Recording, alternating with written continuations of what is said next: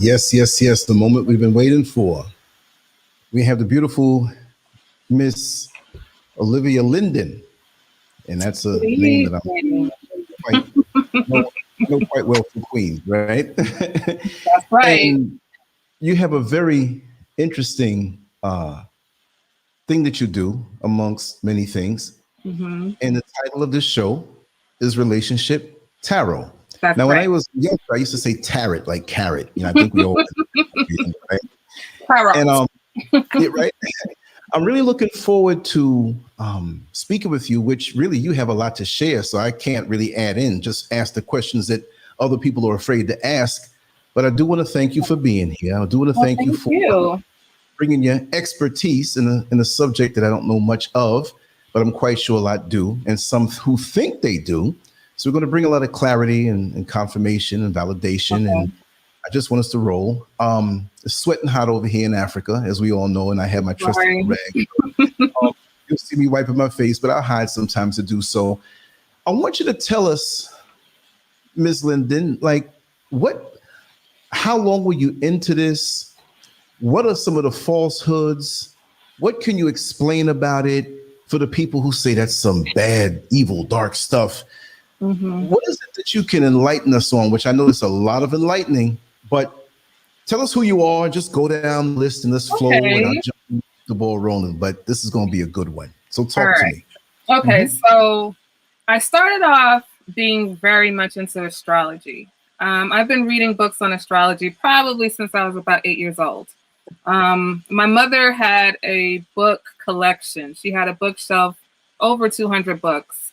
And so I was into mythology, all of that, right? And I've always been interested in what they call the occult, but I kind of stayed away from it because, you know, growing up in a very religious house, it's evil, it's the devil. So tarot, unheard of, you know, but I never could stay away from astrology. I'm very much one of those people that I'd be like, you're you know, I can spot your sign, and when people are talking to me, I just always could just understand.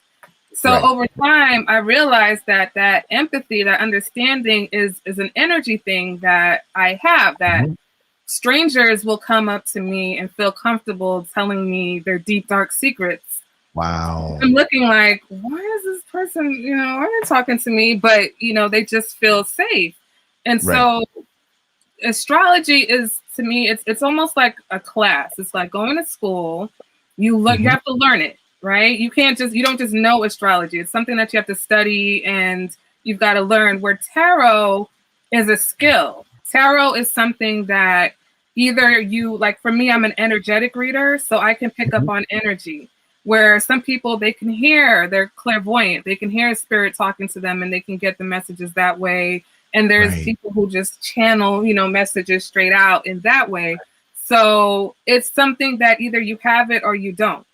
You know, you can read cards, like somebody can sit here and read cards, but if you really like, you know, getting to the heart of a message, see the person, it's something that you have. So that's how I think as I got older, I became, you know, you get older, become more aware. I don't like to overuse the word woke, but you know, I had that moment where it was like, there's more to life than this. And a lot of things happened in my life that made me kind of question things and put things into perspective. And I changed, you know, the things that I was interested in, the people who were my friends, the things that I was doing in general just didn't resonate with me anymore. And I did a lot of soul searching, and just over time, I don't know how, I think I found a reader on YouTube, and she wasn't the conventional reader. She wasn't the, you know, I see a tall, dark stranger. She was more of, you know, like, this is what's going on. And she mixed astrology with tarot, and I think that's what brought me in. And then as I watched it, I'm like, you know, this is not scary. And with everything, even with the Bible, it's how you use it. It's your intention, I should say. You know, if you have an evil intention, anything you do is evil. But if you don't. Not to cut you, but you got people in the church reading the Bible, and they straight up evil. I mean, evil. You're walking and then looking at you all funny, and just these weird. Yeah, exactly. But even people who use the Bible in evil ways. There's people, like, I remember I had, you know, at that time period where I said changed, I had a friendship, and we got into an argument because she was very, you know, go to church every Sunday, kind of judgmental. And she told me something about, like, she was dating someone and she wrote his name down and put it in the Bible. And I said, but why did you do that? Where in the Bible does it tell you that you should do that? And I said, do you realize that some of the things, like even putting someone's name in the freezer, I said, to me, that sounds more like a spell. Do you, you know, like, and well, someone told me, or my mother always did it, or my family always did it. I said, but that doesn't mean that it's of God, right? You're preaching to me and you're always telling me. So you're doing stuff you don't even know what you're doing. Wow. You know? Wow. In the freezer. Wow. Yeah. Put them on ice. Around here. Maybe my name's in the freezer somewhere. I don't know. But I'll tell you one thing. I know for a fact that people have spent money and went to people, do this to Lance, or I want this for my husband, or you know, he thought it was a one night stand, but I didn't tell him I was thinking something else. Whatever, I have felt it, but with me, I think that they're mad because it didn't work. Because I'm still here, but they'll do that and then go to church on Sunday. Isn't that something? You know, so that's after you have your life experience and it's said, okay, I have to experience things and learn things from myself. I have to explore things, and anything that I come up on that, whether it's just energetically too much for me to handle or it's above where mentally I'm ready to go, I just back down. Because I used to have a fear of, don't do this, don't talk about this. Like if you read something, lightning was going to strike me dead. Where now it's, it's like, I know my limits, I know how much I can handle. So, we just keep progressing, and you get to a place where you're comfortable with where you're at, and then you can progress to the next level. So that's how I got to tarot. It was astrology and then just things in life. And I felt comfortable enough. I bought a deck, had it for, I don't know, a year before I even opened it. It was like, it was just sitting, and then I opened it, and then I kind of played with it a little bit, and then I just started doing my readings, and it just started, it resonated with people. So yeah. So you've evolved, your awareness, your connectedness. Is anything that you get involved in? I mean, if you're an athlete and you do more and more, you get better. If you're studying for some area of expertise, you get a little better. So even with this, what have you found to be, okay, I know you've talked to other people who do the card readings, and have you run into people who were just off anyway, and their application to doing this was just off? I mean, because they're not right in the head. Okay, who am I to judge? But when somebody's a little off or their intentions are off. What are some of the things on the fringe that you have experienced? Not that you're out there talking to everybody, but what are the things that you've it's well, in off a little bit? Thankfully, I haven't come across anybody in my real life that, because it's another interesting thing is that there are people who were key relationships, and we all kind of have evolved in the same way at the same time. Like we all hit this spiritual ascension or awakening or whatever you want to call it at the same time. But I have, there's some readers that you go on their channel, like on YouTube, and I'm pretty sure, you don't resonate with everyone's energy, first of all.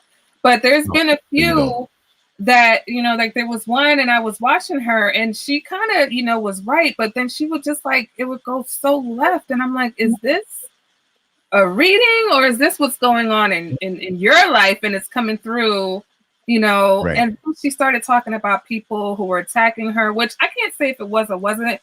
But I know that I don't think I would be on YouTube, saying, that's just me personally. But I just got a vibe that there was something going on. And then she just disappeared, and you never heard from her again. And I've seen that a few times where, you kind of see people get caught up in this like kind of lower energy, lower vibe type of situation. And you're like, oh, okay, well. I've found that whether you're doing the readings or you're talking about fixing trucks, you're a mechanic, or you're into skydiving, it's like when you're a positive person and progressive, it's like you're going to draw negative energy out in this shark-infested water with the internet. And it's just so strange because they don't see themselves as being negative. I don't know what it is, and they want to come at you, whatever. I know for me, and I'm kind of out there a little bit over the years, and I just don't understand why people wake up in the morning and they go to this thing. YouTube and social media is a drug, and it has called down so many strange, like they're self-important, and they think they know everything, or they hide behind an or. And genuine individuals like yourself who just breaking it down, I really appreciate it, because you're coming with intelligence and you speak on it. It's not just, well, I am this and I am the egos, and it's too much of a mind blower. So, and I know you can handle it. I mean, starting with being an author first, that was my first kind of trip into public criticism. And I really kind of succumbed to it in the beginning because I got very involved in the Facebook author world. And, again, with me, even with the way I write my stories, it's unconventional. I don't really try to write to a niche. I just write stories that come to me. And so when I wrote my story, when I published, I had no idea about romance and then interracial romance, and then I just wrote a book. And so, I got on Facebook and there were people, you got to come into this group. You're a part of this group, or this group is reading your book. You got to come in here. And then all of a sudden it was like, oh, well, this is not a typical interracial romance, or, what is this? Or just all of this. Right. But you enjoyed the story. Either you enjoy the story or you don't. It's like now, I remember there was one person who I knew. She was someone who she read everything I, released. She was reading it. We had feedback or, rapport with each other. And then she did a blog on me about all my female characters and whether they were Black enough. And I was just like, oh, man. You're going to get this because there are people who are going to wish that they did what you, or do what you do. You're free to create. There's no right or wrong when you're creating. And especially when you draw from the experiences of others and what you've observed and what you've experienced in your life, and you stir it up and make it this presentation. Right. Who can tell you that it's wrong? I mean, the people creativity. Yeah, that's what it is. I mean, I love to see raw creativity. How are you going to be anal about something and try to fit in? We're so unique. And so I have to applaud you for that as a creative person myself. Maybe soon I'll start doing what you do with the book writing and stuff. I don't say maybe I will. But I just don't see that. The criticism, if you don't like it, it's like a box of chocolates. You take it in a kid, you can't tell what's inside. The big box. Right. Don't be the kid to put it back and then go back. Just put it back. No, but you're going to keep biting it. And then this bite is worse than the first. Right. Come on, let it go. Exactly. You don't like it, it's cool. I'll be okay, But I kind of fell into the trap because it's like you feel like, oh, I know this person, and then they did a review, or I had somebody who she couldn't wait. Oh, I can't wait for your book. I can't wait to read it, and then she would leave me these weird ass reviews, and I'm just like, oh, why? Like, what do you want? So it got to me. So I kind of took a break because I don't call it writer's block. It was just like, you kind of get a little discouraged. Well, I got discouraged. You know what I'm saying? Yes. So, never. Yeah, please don't. You are so deep into what you do, and I take my hat off to you, or I take my headphones off, right? But it takes a special person to do what you do. And like I told a person many years ago, Lance, if you keep going, you're going to make it. You're going to get there. And I'm like, wait a second, where is it? What's the address? I said, listen, there is no there. It comes from within, and you find yourself in different places. But, there are other people who see your spirit. And I'm not a person who does reading, but you're so clean. You're a very clean person. Yes, we write and we do things and adult stuff, and we can get steamy, but still your intent and your base is clean. And people will not like you, right? People will not like you because you have this purity about you. And nobody's perfect, but they'll be like, by any means. Yeah. But tell us. I accept myself. Even when I make mistakes, even when I'm, the other side, the shadow side comes out. That's me. That's all part of me. You know what I'm saying? And so, this is my whole thing. It is what it is. It's going to be what it's going to be. And that's it. That's right. And you have a role in creating that, not just writing a book, but the book of your life. Right. And how people try to influence that. Because like I say, the haters, I hate to use that word, but the negative energies, they know your trajectory. They know where you're going. They're sitting on the sidelines and trying to whisper something in your ear to make you stop or go up a different road, or just distract you to make you fall. No, steamroll time, especially as old as I am. I don't have no time to waste. I just got to do what I see. I'll see you on the next level if you want to criticize me. I don't see you. How about that? How about I don't even see you? Bye, Exactly. Kick them out. Go back to the other place. Okay. Wow. So as it relates to relationships, and someone had said in the chat room, because I'm seeing it off and on, because okay, let me see something here. Okay. Yeah, I saw somebody asking if they can get a love reading. Yes, we're doing love readings tonight. So okay. But talk to me a little bit about, and when you're ready, this is your show. Okay. You steer it. steer it. And I'm going to shut up after a while and even move my face and just be right here. But like, as it relates to relationships, when did you realize that this thing really works? Like, wow, I'm hitting it, you know. And what are some of your experiences with that, doing readings for other people, maybe yourself or whatever? Mm-hmm. What have been some of the high points with your experience with this down through the years?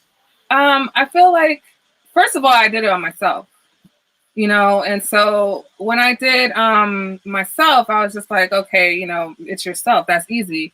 And then I read for somebody else and I don't ask a lot of questions, you know, I don't need a lot. You want to love reading, and I just start pulling, and I'm like, okay, I picked up on this, that, and the third, and person's looking at me like, wow, yeah, you know, that's what happened. And so one particular incident, it was a young lady that I was working with, and she was, you know, she had a love reading, but she was really wanting to know about her ex.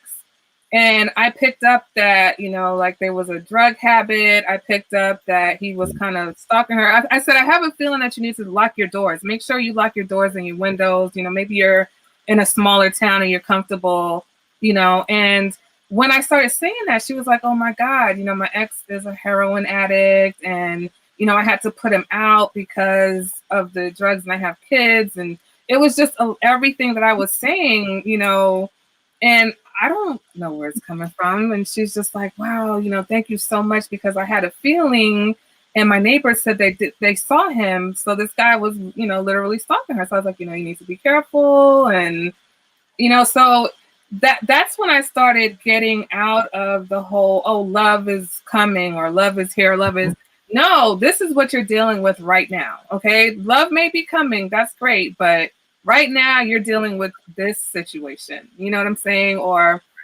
another person who I got into her because she was kind of sabotaging the relationship. So she was coming to me because she wanted to hear what the other person was doing. I was like, the other person's waiting for you to figure out what you're doing. They're waiting, you know? So she was a little defensive at first, but then I started talking to her and I said, listen, you did this. How is the person going to respond? You did that. How should they respond? And so that's where it kind of became more of, okay, let's, you know, kind of focus on relationship healing versus just, you know, oh, a tall, dark, handsome stranger is coming in, you know. I mean, even on a non-tarot situation, why do so many women, like, I'm not knocking my sisters, right? Why do so many women get sold on that? So it's because they are hoping. Where does this knight in shining armor situation come from that's embedded in their mind? We have the videos, and this guy drives up in a nice car, and he's got a six-pack, he's handsome, he's got no wedding ring on, and they go off happily ever after. Where does that come from? And of course, it's got to be a problem, a challenge. If you're just waiting for that, where does that come from, and what do we need to correct with that type of thinking?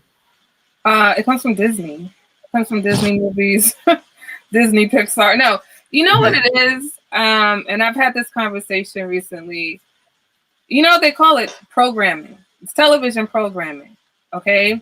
From you are little, and not just television, but we've been programmed as a society that things are supposed to be this way, or that this is happening for a group of people. And of course, when we have a movie, you know, it's a movie, it's a fantasy.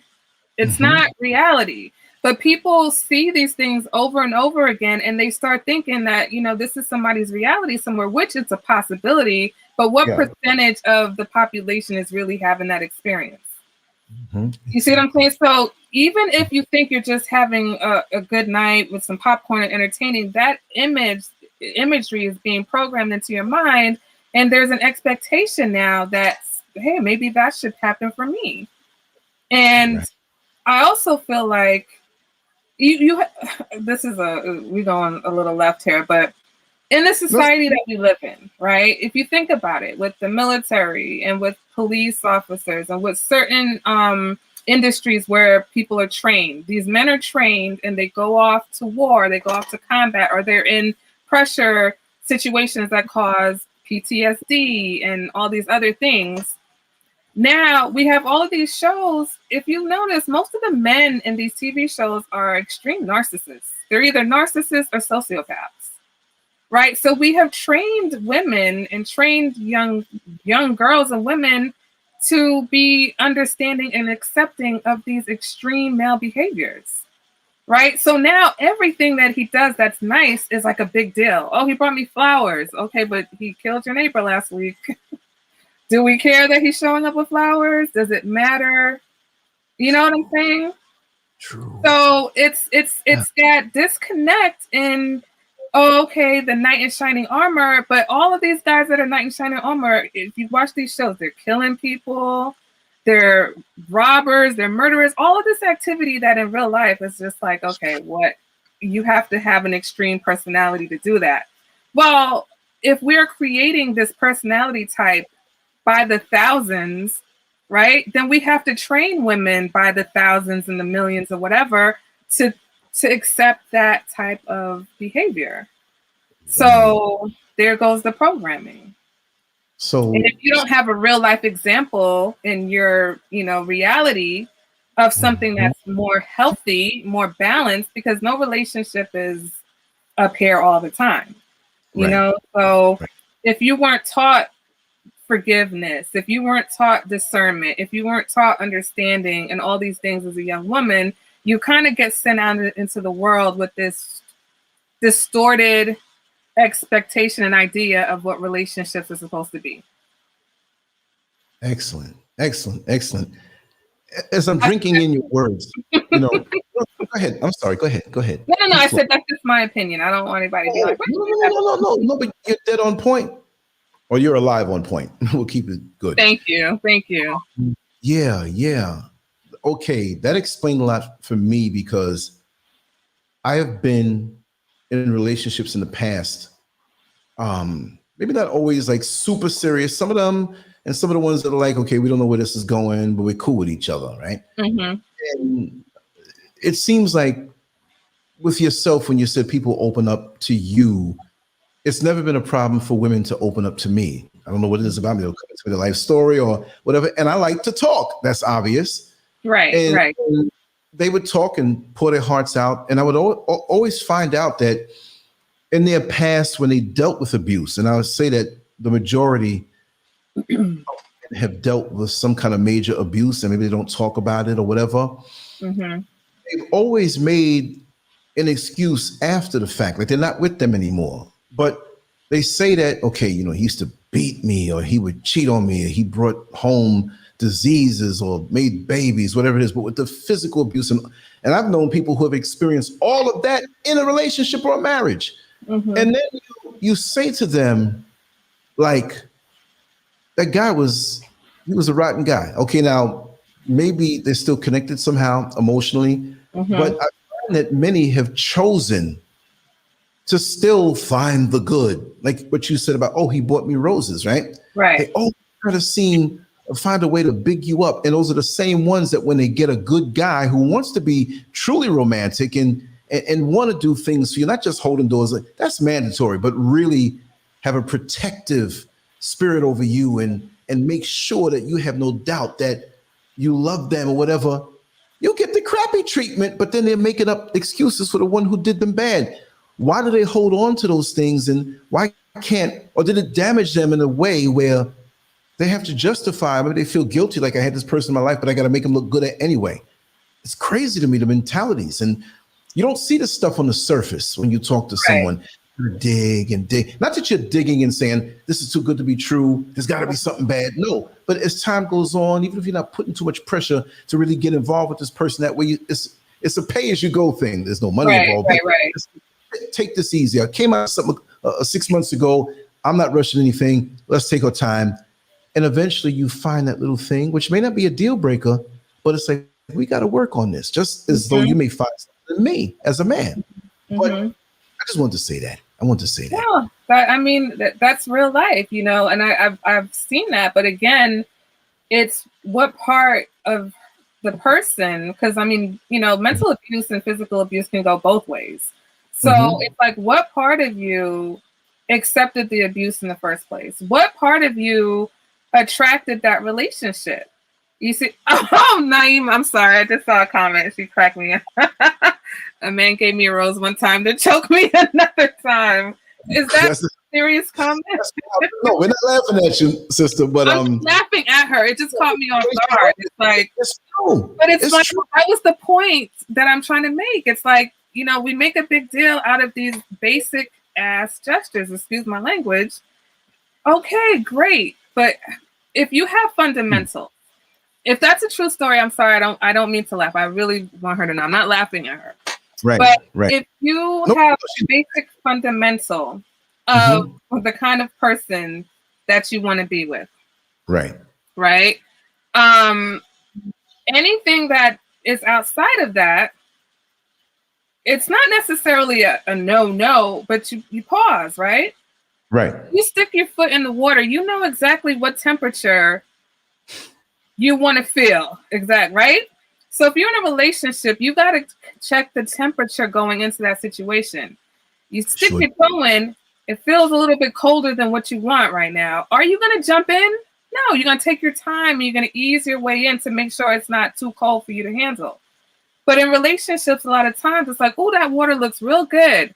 It's a little cold, but I'm going to jump right in. We're jumping into relationships with people we don't really know them. We're not giving enough time for the representative to get tired and, you know, and the mask to come off and we see the real person. Not everybody comes into situations able to be their genuine self. It's not even malicious. Some people are so used to being somebody that they're not, that even in their personal relationships, this is not the person. This is not the real, you know, heart and soul person inside. So I think that's what happens. And so when we have abusive situations, you know, there was something in that person to begin with that allowed the abuse or accepted the abuse. And now we have to make excuses. I can't, you know, I'm not a psychologist, so I don't want to go too deep on that, but you yeah, we understand that too, but you do have, you don't have to have the piece of paper to analyze life and to know what's around you. Yeah, no, that's true. Yeah. You just gotta be careful, you know, because it's a slippery slope. But yeah, you know, it's, I mean, personally, I have been in situations where I dare you, like, abuse me. I don't even understand that concept. Right. You know, it's just, it can't happen. It cannot happen in my existence. Right. But isn't it something how the one being abused will turn around and defend that person? Let me tell you something. When I was in Orlando driving my bus late one night, I was on my last run. You know, people would say it was a poor black neighborhood, and I used to love to drive through it because I understood language. I never had problems, right? Right. So I see this guy beating on somebody. I'm like, I caught my eye, and I'm not supposed to do certain things like this, but I pulled the bus over, and I called a few of the fellas that were on the bus that I knew that were decent. And maybe it was a dumb move because the guy could have had a gun or a knife, whatever. But he was beating this woman. And I was like, man, stop, you know. And he's telling me, get the F out of here. You don't know what's going on, whatever. I said, you're not supposed to do that, man. Unless she killed your mama or something like that. Or, you know, right. So we all bum rushed him and held him. And we said, listen, you got to run. Get out of here. Get off of me, so-and-so. And I'm thinking, the guy was not a big guy, but he was real strong. He had the crazy strength, like. Right. And she kept looking to see if we we're going to do something to him. I'm like, listen, we're not going to do nothing until we just hold them down until you get out of here, call the cops and do something. So it was a 3-hour round trip that I went to. I was doing the 21 route for those who know Orlando, went down by the layover in the hospital, came all the way back up, had a full load. I'm driving, I'm coming down Columbia, and I'm like, hey, I see flashing lights, which is nothing. You always see it every night.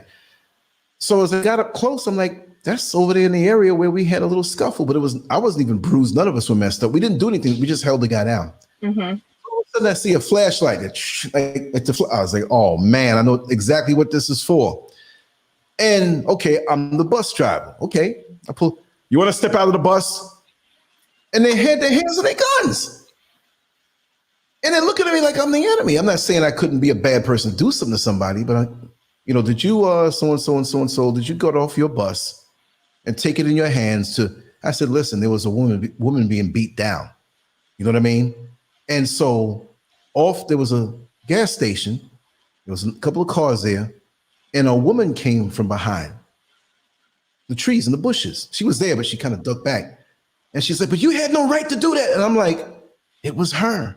Right. Like, the way he was slamming her head, it's like when he hit her, her head was here and it blanked out and it was over here. It was like, well, wait a second. He was beating you.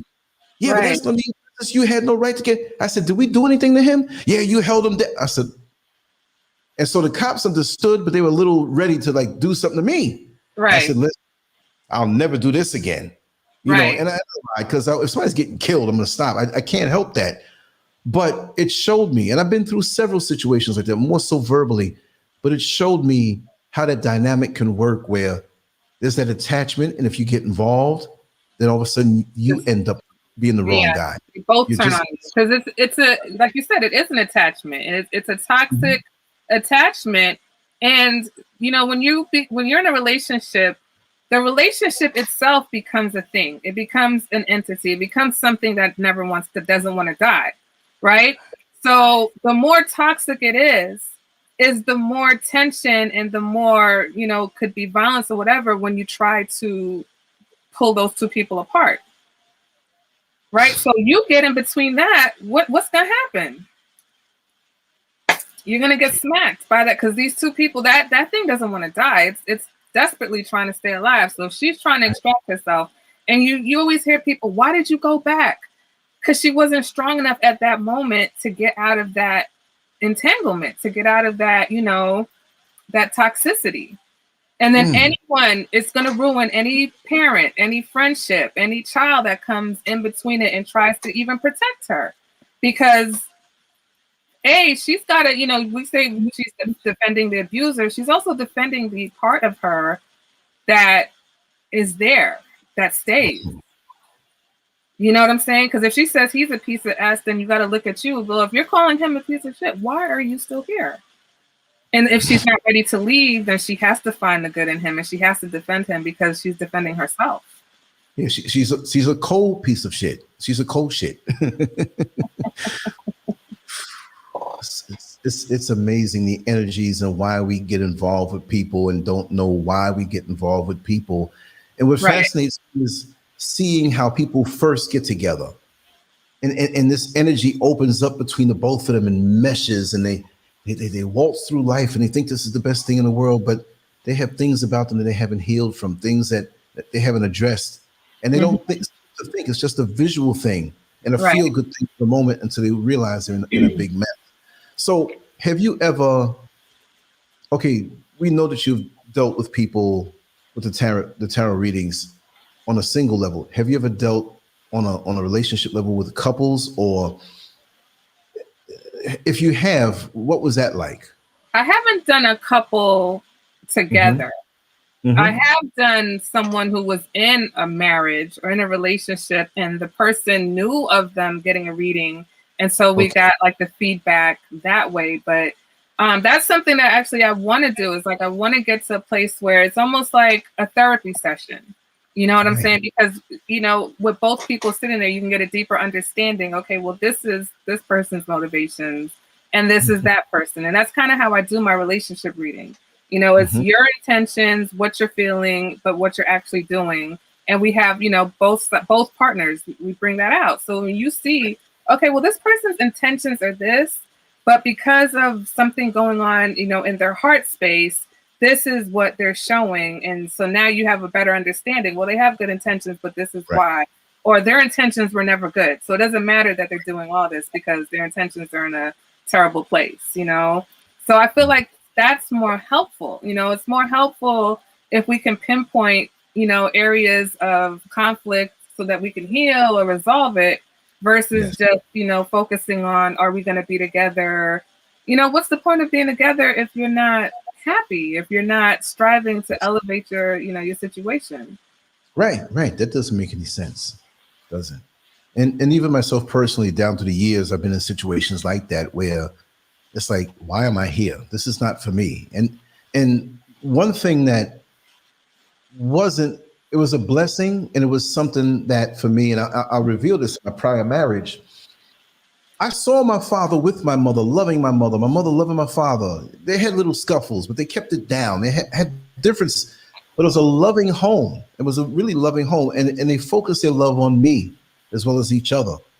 And this is what I saw till when they passed away. My father in 1990, my mother in 94. Mm-hmm. This is what I know, and this is why I have that ache in my heart for good home life.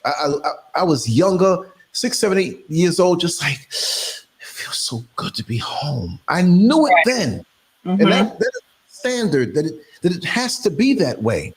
And when I went through that relationship, it wasn't where I didn't go for the wrong reasons, but I thought it was the right reasons, and I thought that this individual had the same standard, although they say it. It's like they didn't have what I had coming up, so they had no means of gauging, or that common point wasn't a common point. It's like me asking, do you know what the color yellow is? And you say, yeah, but you're colorblind and you don't know. And now when I say, let's pick up yellow, curtains or whatever have you, bring something purple and green, I'm like, hey, what's going on? So to see that made me hold on longer, because surely if I endure, everything's going to be all right, because I saw it but they weren't enduring anything. They were enjoying it. But I thought that, well, this is normalcy for me. So it will go toward that if I do more, but you can't have a seesaw by yourself. You're sitting there, you wait to jump. You can't. That's right. It's also, I just saw a comment that said you have to truly understand yourself. And part of relationships, me learning from my first marriage, where the love was tremendous. Okay. Like to this day, I just, you just meet a person, you just love that person. Yes. But the foundation, there was no foundation. You know what I'm saying? And so when the problems came in, and there was a gap in the maturity level, and all this has been talked about. But when the problems came in, and because of this gift that I didn't recognize, I didn't understand what it was, but I could see exactly where it was going. I saw myself in that relationship, and I was like, man, I'm gonna be going through like 20 years of misery before this person gets to where we're going to have the kind of relationship that I thought we were going to have coming into this. And I was like, I'm not going to do it. I'm not going to do it. I'm not going to do enough for myself, but I'm not going to do it for my child. Like, I want my child to experience the most, the best version of myself that I can give them, because this baby did not ask to come to this situation. So I could stay and he can have both of his parents. But his mother, I don't know what mother I don't know who I'm going to be. I don't know how, I know I'm going to be miserable, because I was already looking miserable. I didn't even look like myself, because I was just so disappointed. It wasn't even like an unhappiness. It was just such a grave disappointment that, what I envisioned my marriage to be like, it wasn't going to happen. So that's all I could think about, was what kind of mother is my baby going to have? Because to be honest, when the baby came, that's when I realized, like, you thought you were in love before. That's where the real love came. It was like, oh, yeah. Right. This is love. This, maybe we didn't get it right, but I want this person to get it right. So, that was a decision that I made. And, looking back, I say all the time, man, I could have stayed and I would have had the relationship that everybody has, because I would have had this, I would have had this house, this car, this, that, this third. We would have, but would all of that matter if I'm going to be, sitting around like, what good is it? 80% of the time I'm like, or, just not myself or not happy. So. So many people are in situations like that because they don't, when they get a little older, and age doesn't bring wisdom now. I'm not saying that. But from where they are, and they let a couple years go by, and they're in a miserable situation. If they're truly honest with themselves, they'll break it down. Even what they had to do with it, their perceptions, and things change. And sometimes things feel good, things look good. You might be running away from something in your childhood. You might finally see this ideal on a materialistic level. You say, man, I can have these things. I'll be happy with that. Mm-hmm. When you really think about relationships and you really think about what you're opening yourself up to, I'm not saying to be fearful, but I'm just saying it this way. It could be very scary when you have sense and look back. And I know I've dodged a lot of bullets. Oh, I got hit. Snatching me out the way because I didn't know. And I got hit and grazed a lot, but I wasn't hit in a point where I was killed emotionally or spiritually. Almost. But yeah, I was scary. Yeah, it's scary. It's not. But yeah. Go ahead. There's one relationship that, you know, because I'm an interesting person. I'm a friendship person. I love like if I'm gonna be in a relationship with you, we have to talk. You know, if we talk, if I get with somebody and we can have conversations, I'm in love. That, you know, it's the conversation, it's the friendship, and then you build from there. And you know, this person they were intelligent, they were, you know, good looking, we vibed. You know, I was living in Florida at the time and they were from New York too. So it's just like, but mentally, I just was not prepared for what that person was dishing out. And it took me to, like, by the time I got out of that, it was a shell left, you know, because I'm a challenge person. So it's like, oh, you're not gonna, you know, me. So I'm, you know, this person, I'm just going and we're just, you know, going. And then I realized what was happening. And by that time it was just, you know, but that's kind of what sparked the change for me, you know? So that's when I sat down and you take that deep look in the mirror, like, okay, you can't blame everybody else for, you know, things that are going on in your life. So what did we do and why did we allow this to go on? And we don't ever want this to happen again, right? So what are we going to do going forward? And that's, you know, the progression. And then here I am. It takes a lot. And one you can't say a certain set time. Like I've heard people give advice where they say, well, don't get serious until you're 25. Don't get serious until you're 35. The 35-year-old might be less mature than a 25-year-old. So you can't, there's so many different variables and so many different factors with each of us. And we're like chemicals. This chemical, like in the science class, it reacts a certain way when these two chemicals are combined. You take another chemical with this one that was cool, you might have an explosion. So we don't know. As we evolve through life, are we going to try to, you know, not try to just stay stagnant because of the other person? You can't wait. But do we see that we have some interests and things about us that are going to be forever ingrained in us that will keep us together? We're going to grow apart. It's an overlap. It's not like two people become one. Right. And then just a person. There's overlap. One person might be a vegan. Another person might like, okay, I'm a vegan, but I like sushi every now and then. Are you going to preach? Go out and, you know, are you going to come with me? You know, so it's just so many things.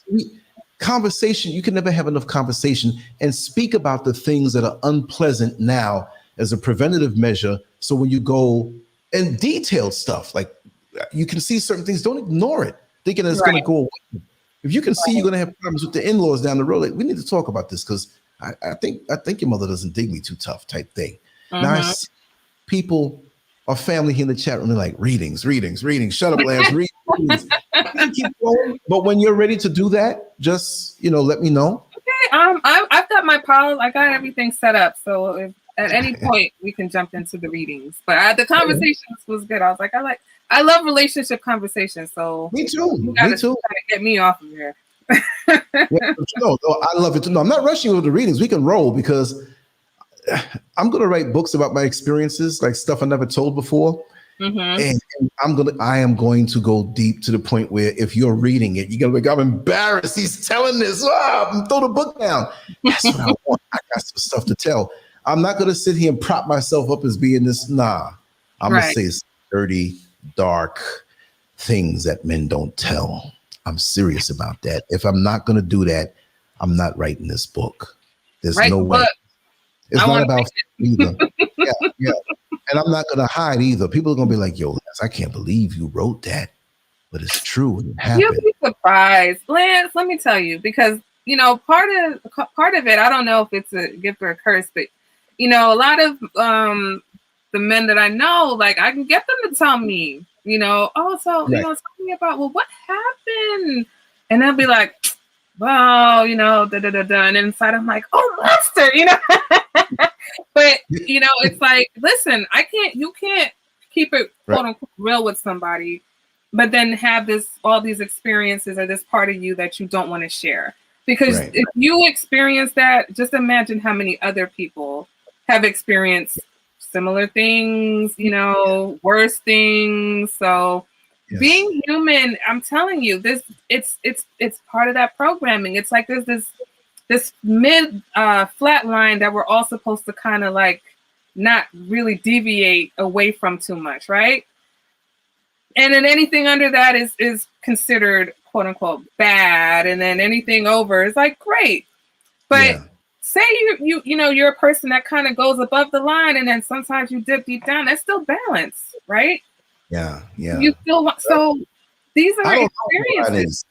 I don't know what the line is. I'm gone. I'm out there. So people are gonna be like, whoa, but they're gonna understand it, and there are gonna be a lot of people who come out and really say, yo, you said it. I'm glad you said it. Yeah. Like, because you can't make it out here. I don't know very many people. I mean, maybe they're telling the truth, but I don't believe them. I don't know many people who don't experience those times of like, what did I just do? Or how did I get involved in this? Or what is happening right now? You know what I'm saying? Like, come on. So a lot of people, they don't want to share it because, like you said, they feel like it's embarrassing, but it's part of life. It's everyone in this lifetime is going to get a taste of something that they didn't expect. Well, I didn't want that, but you can't escape it. The whole buffet. And I have no more shame left. There's no shame. Right. There's never been shame with me. So how do you know you don't like onions raw? Because it tasted nasty. You're not gonna figure it out unless you taste it. How do you know something's not good? Because I tasted it and it was disgusting. You know what your favorite food is, right? But one day somebody had to, and you probably didn't want it. And they say, try this. Like, I don't want this. I don't want this. No, try it out now. I paid for it. You get the first bite. Just taste it. You can spit it out if you don't like it. And you were so against it, and you're waiting for it to be nasty. Like, oh, this is good. Wait a second. Let me get a hold of that. And then the next 7 days, you went in the restaurant and ate up all crazy. That's how it is. So you got to sample things out and open your mind. Now, there's certain things I ain't opened my mind up for because, I don't, rainbows are nice in the sky and that's it for me. Right. But other than that, I'm open-minded.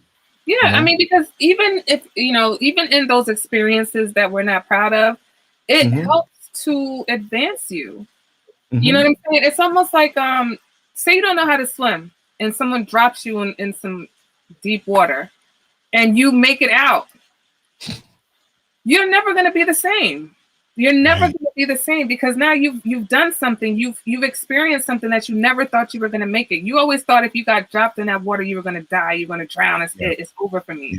But you made it out and you're like, give you something to think about. And okay, well, all right, maybe I could do a little bit more. Maybe I could go out on a boat more, or I'll get in the pool some more because it's not that, like you survived, so. Yeah, that's a good thing, but there'll be a part 2 for my story because I'll be looking for that person who did that. And then I'll still go on to think, well, yeah, I can swim now. Thank you. But you're going to the hospital. I'm sorry.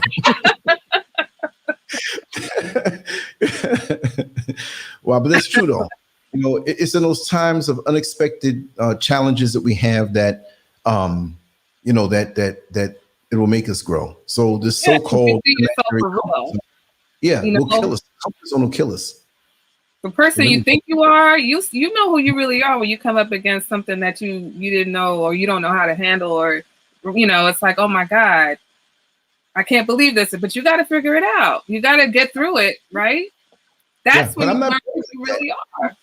I'm not brave like that, but I run at what startles me. Like whatever tries to put fear in me, or tries to embarrass me, or tries to make me feel anything negative, I'm not saying I'm some brave guy. Oh, yes, I'm tough. No, I might feel that apprehension in the butterflies. But guess what? I want to find out. Right. I want to find out Right. if you're King Kong and you're coming up to try to fight me. Yeah, man. Come at me, bro. You know what? King Kong gonna get scratched up, kicked in the balls, eyes scratched out. I'm gonna punch you too. We got to find out. I can't sit here like a sitting duck and let the proverbial King Kong intimidate me and taking a knee. You got to make me take that knee. I got to find out. And in me finding out, you're gonna find something out about yourself too. And you're gonna respect me, Anthony. Even if you knock me out, you're gonna respect me because you didn't take my spirit. Right. I got to run at you. Like when there was a guy who broke into my room one time. I was 17 years old. I've told this story several times. August of 1980. Long time before I think you were walking the earth. But I woke up and I was startled. I grabbed him. He tried to get back out the window. I know I broke one of his ribs. I'll tell the story another time. For those who didn't hear it, remind me in the chat room another show. But it made me what I am now, where I'm more on point. Like things can happen. I'm not going to say I don't feel safe in a home, but I know it can happen. And a lot of us are in our homes like, yes, we locked the door. We got this, we got that. You might have that peace, but it may only take 20 seconds when you're fast asleep to kick that door down that window and be right over you. Right. It happened. You know what I mean? I know what can happen. So therefore, my guards only drop it so much. So when people around me that got things on their mind on different levels, it's like I'm watching you. You know what I mean? So in life. Yeah. Right. Sorry to go to the left like that. No. That's fine. That's fine. What would you think is the number one thing, which we know is more than a lot of things, but the most common issue that brings stress and strife into a relationship? Pick one and then go down the list if you want, but pick the number one thing that would cover more than anything else. Money, communication, what? What do you think it is? I mean, I'll say communication, but I'll specify understanding. And people think, when you say understanding, it's not just about, I understood what you were saying to me in this conversation, right? It's not just about comprehending. It's about looking at the person that you're with and understanding that person, who they are, what they need from you, as far as understanding who you are, right? And what you bring to the table. Because we can communicate and talk, and I can understand what you're saying, but if I don't understand who you are as a person, and I keep doing things that are counteractive to my interaction with you, what is the point of us having all these conversations? You see what I'm saying? I could sit down and say, oh, yeah, so when I don't call you and let you know that I made it home safely or I made it to work safe, that bothers you. Okay. That's a basic understanding. Okay, it bothers them, but I'm not taking it further to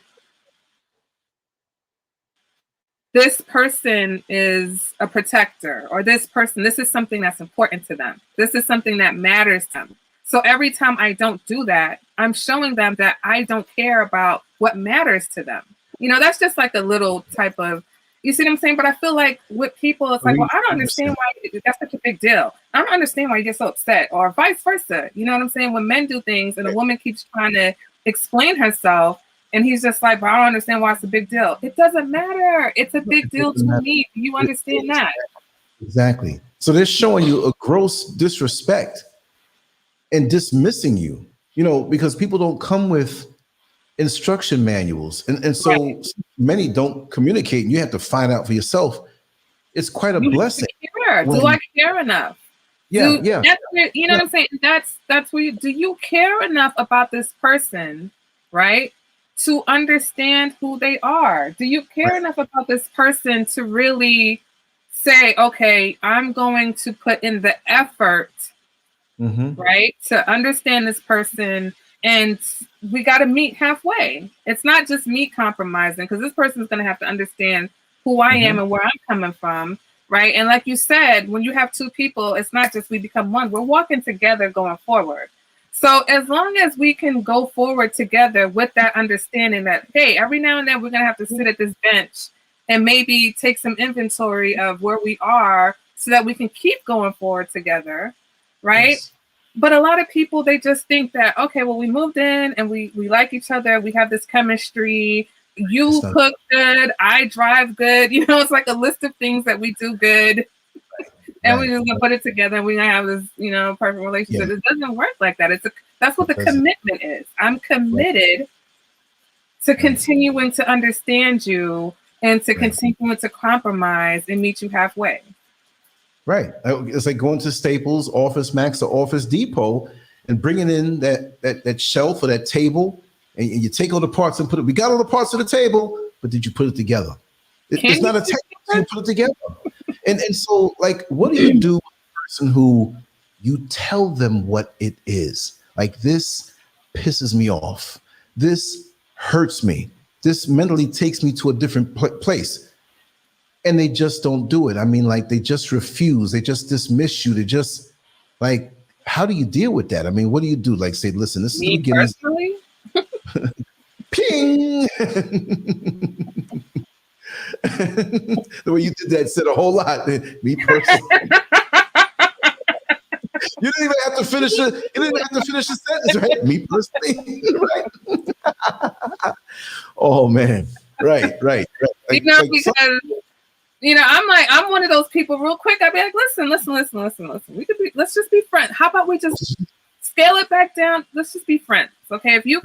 If we could try the friend thing, because the relationship thing, obviously, it's not happening. Like, I'm not going to fight. I'm not going to keep fighting. You know, I don't want to give up. You know, when you care about a person, it's like, you know, you don't necessarily want that person to vanish from your life, but sometimes they just have to, because once people get it in their mind, the kind of relationship that they want to have with you, you can't defer from that. You can't, you know, pull out. So then it's blocked. Have a nice day. And you're just a placeholder. Take care. Get a cardboard cutout that's real thin, and there's my man right there. You know, just take a picture, right, and put it on a mannequin and sit. You know, and she won't bother you, and she won't get on your nerves, and she won't challenge you, and you know, have fun. Right. Well, listen, I'll take a lot of pictures for you, and you Photoshop me into the events and things. Look, we went out here. Yeah. Photoshop me. You know, so it's crazy. Like, the older I get, the more I see. And people say, well, if I can come back all over again, if I came back all over again at a younger age with what I know now, things would be quite different. I always say that things that made me the person that I am, I would have to go, yeah, all right. Now, if I know these things already, I'm not going back. No way, never. Like, I always think on that one. I love the Twilight Zone, and there was an episode, like, if you can go back, something, I don't remember it all the way, but if you can go back and change certain things. So you saw the man, as an example, and this wasn't in the episode, who met this beautiful woman, and they got into this relationship, got married, and had the most miserable life, right? And so they show it back again, like, I can go back and change this. We go back and they meet each other, and looks like she's really into him, and he brushes her off, and she's acting so hurt. He's like, I'm not going into that. I know the end result of that. Right. And so many of us go through so much of that over and over and over, and don't learn. Take your time. It's not going anywhere. Yeah. I mean, it's just, you know, we're humans, okay? Yes. I can have this conversation with you, right? Because right now, what am I doing? I'm presenting, you know, a part of me that, you know, I'm comfortable with the world seeing, right? But I'm not a perfect person. I don't want to present. I'm not, you know, oh yeah, I've got relationships all figured out. No, I'm still, you know. But it is. But you're perfecting yourself. Like we're not going to reach perfect. No. But you should be in the process of perfecting yourself, making yourself.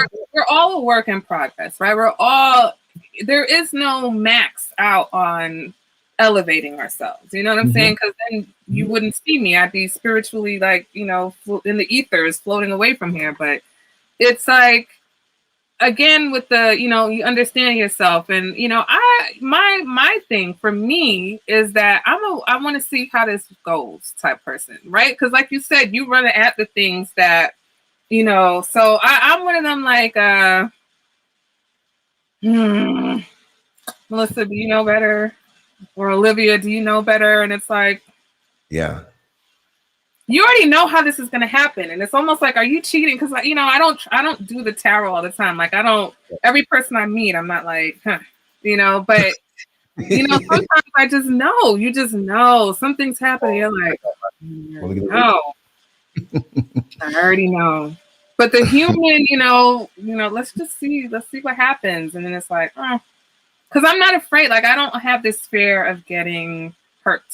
You know, I think maybe because I went through that. You know, I drowned already as far as that's concerned. So that's not the worst thing that can happen to you. You see what I'm saying? So it's like sometimes you let things play out, but as long as you accept your decisions, you know what I'm saying? I accept this decision that I made. It wasn't a great decision, but I accept it and I live with it, and I'm here to live another day. And you just keep going. Just keep going. It's true. No matter where you find yourself, keep going. And you're still alive. You're still here to, as long as you keep your mind intact. Right. You know, we have so many entities around us who want to warp our view of what's really around us. And when you peel those layers of people and certain family members or certain people with things you indulge in that you see, and really get down to the nitty gritty, remove yourself and really look at it raw and be honest with yourself, because you know yourself better than anybody else. Once you come to that point, you'll see it for what it is. If you can accept that, to say, this is where I start out. I might have effed up a little bit and messed up this amount of time, but I can't harp on that. I have this time going forward, because the present is going to one day soon, or 1 second soon, like when we started the show, that's the past now. Right. 5 seconds goes the past. We're always living in potential past. So the present is fleeting. Work on the present, move toward the future, and enjoy the ride. Right. And leave yourself better. You know, that's the only way. You know, like you were saying earlier, you know, you'll get there. We're there right now. Like, you're there. right. You know, You're right. We're there. Right. Well, there's nothing to get to. We are there. And that's all that matters. We are there until we're there. You know, it's like, so you're missing out on here, which is there at the same time, because you're, you know, trying to get someplace else. It's like, but what about all of that ground in between the here and the there, you know? You're missing it. Yeah. It's like what I always say, you wait all year for a vacation from your job. You're on the job toilet. Oh man, I can't stand this job. Oh God, I can't wait to get there 2 weeks. Oh man, then 2 weeks come and you're somewhere in the Caribbean, somewhere else, whatever. And you're sitting there, dang, I got 13 more days before I got to get back to the job. I got 12 more days. I can't stand that job. You're one place thinking about something else, and you're somewhere else thinking about that former place. If you would find yourself in the moment and find the beauty of the moment and how it relates to the future and work toward that, if you can have a little bit of your vacation every day, you know, if you can break it down in your mind and steal those moments and say, listen, I'm going to enjoy myself right now. I dealt with that. It's over. I was concerned with that. I'm not going to worry about these things. I want to have my time now and have your vacation incrementally. And that's what I do every single day, no matter what. No matter what. Also, when we work, you go to work, and you know, I feel like the less you identify, the less you use your job as your identity or who you are in this world, is the less the stress and the less that place takes away from you. Because I'm the vacation. Okay, you hang out with me, I'm the vacation. All right, I'm having fun. I'm trying to have fun all the time. I was talking to somebody else, a friend of mine, and we were like, oh, this person sacrificed the fun for this. I was like, what sacrifice? What fun? What do you mean? I'm not sacrificing that. Okay, because I don't want to live in a constant state of, oh, this is next. And then on this day, I can enjoy myself. Or on this day, I can relax. Or at this day, at this time. No. That's right. You know, as an entrepreneur, I don't really have a set schedule, right? And I have like 2 or 3 different, I'm doing tarot, I'm writing, you know, I'm trying to start something else. So those are all different avenues. And I could be focusing on that for 48 hours straight, right? This, that, and the third. But at the same time, it's not a chore. It's not like, oh, now I got to. right? Because who I am at the core is someone that's trying to find some type of enjoyment in my daily moments, right? If it's a joke with my child, or a joke with a family member or a friend, or just something, yeah, stuff upsets you and you get irritated and we get moods and stuff like that. Yeah, but for the most part, it's like, what is this life we're living if we're always waiting for something external to show us what the good time is? Right. You said, like you said before, you are the good time. You are the party. You are that thing. It comes from, I've always thought that, and it's worked wonders for me. I mean, even when, I remember my father's memorial service, and I got up to speak, and I looked at everybody's face, and they're looking at me like, I'm like, why is everybody looking so sad? It was crazy because I started cracking jokes, and they were crying and laughing. They're like, you're just like your father. And I'm like, you're right. We all started crying, but we were laughing and crying. It was a crazy scene. I wish I could have videotaped that. But you don't have to be this. Like, I'm not having fun, I'm at my job, whatever, and I'm supposed to be. No, we're not made to be compartmentalized like that. Right. It's sick. I mean, why can't I have fun on the job? When I used to drive the bus, I'm like, listen, they would say, well, you must drive 11 hours a day. You must be confined and you must feel trapped. I said, listen, I'm driving around the hood all day. I don't have to pay for gas. I got people coming on the bus, we're laughing and talking. I'm networking. They're paying me to network. I got my cards. I'm passing them out.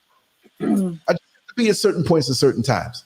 But I'm having a ball. When I worked in the jail, I worked in prisons, I found some light in that. Right. So how could you, I mean, I was leaving every day, right? Maybe it would be different if I couldn't leave.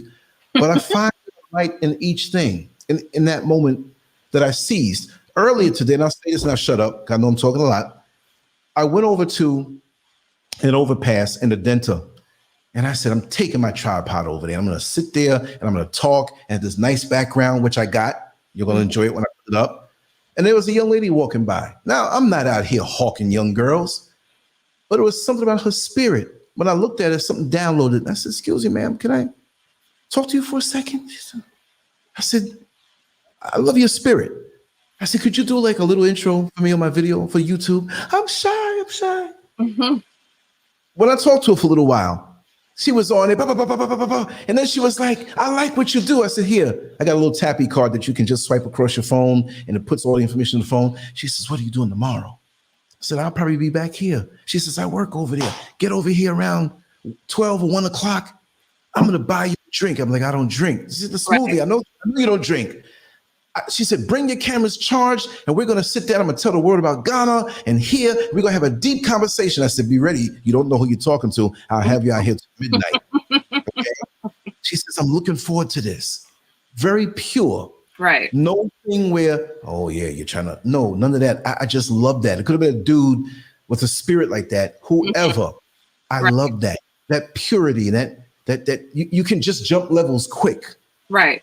Because you've been there before and you see this, you download something. So everybody's going to get the benefit of that conversation, that connection. So it made me feel like, wow, I need to do more of this. I need to come out of my shell, which when I'm on a computer for several hours a day and doing graphics and shows and this and that, when I come out of it, sometime I'm still in that zone. I need to just grab my stuff and just go out in the world and just whatever, and let everybody have a good time off that energy. It's a beautiful, beautiful thing, Yeah. Spread the love, spread the light, That's right. That's right. That's what we're here for. I just want to give a shout out to the comments. I'm reading them, and the conversation is great. I love it. Phenomenal. Yeah. And thank you, Empress Ella G. Empress Ella G, I know. Hey, Ella G. Wow. So anybody can just start introducing the readings and stuff. I'm not okay. So what we're gonna do today, I'm gonna do a pick a card reading. So I'm gonna have 3 piles that I'm gonna have you guys focus on something. Everybody who's interested in the reading, and then from there, each pile is gonna have a main theme. And then I'm just going to build off of the theme. So if you resonated with that pile, that theme is, something that you have to, So Whenever we're ready, we can start. I'm all set up. I'm ready to go. Okay, good. What I'm going to do, since I'm over here sweating like a heroin addict with the fan is off, keep the background noise off, and no AC in this apartment, I'm going to make it solo screen. I'm going to answer a call to the mighty seat over there. I'm going to run out to the kitchen and get some water, whatever. All right. I think I'm ready. Let you know I'm back. Okay. So read the chat room and it's just going to be a few minutes. I'm gone, but I just want you to. No problem. Okay. All right. Thank you so much. And I'll be right back. I'm just going to mute myself. Thank you. Okay. All right. All right, everybody. So we're going to get into the readings. I just read a comment that said these girls want an intelligent Tupac. What's wrong with an intelligent Tupac? No. Okay. So we're going to start. I have 3 piles here. Okay. And what I'm going to do is I'm going to show you a stone that resonates with each pile. Okay. And so then you can pick which stone resonates with you. You guys ready? Okay. We're ready. Let's go. So you're going to pick the stone that resonates with you, and then that pile will be for you. But if you are here and you listen to the other piles and you get something that resonates with your soul, then that message is for you. That's how I do my reading. So part of the message might resonate. All of it might. If it doesn't resonate, if it doesn't apply, let it fly, I should say. Just don't accept anything that doesn't feel right for you.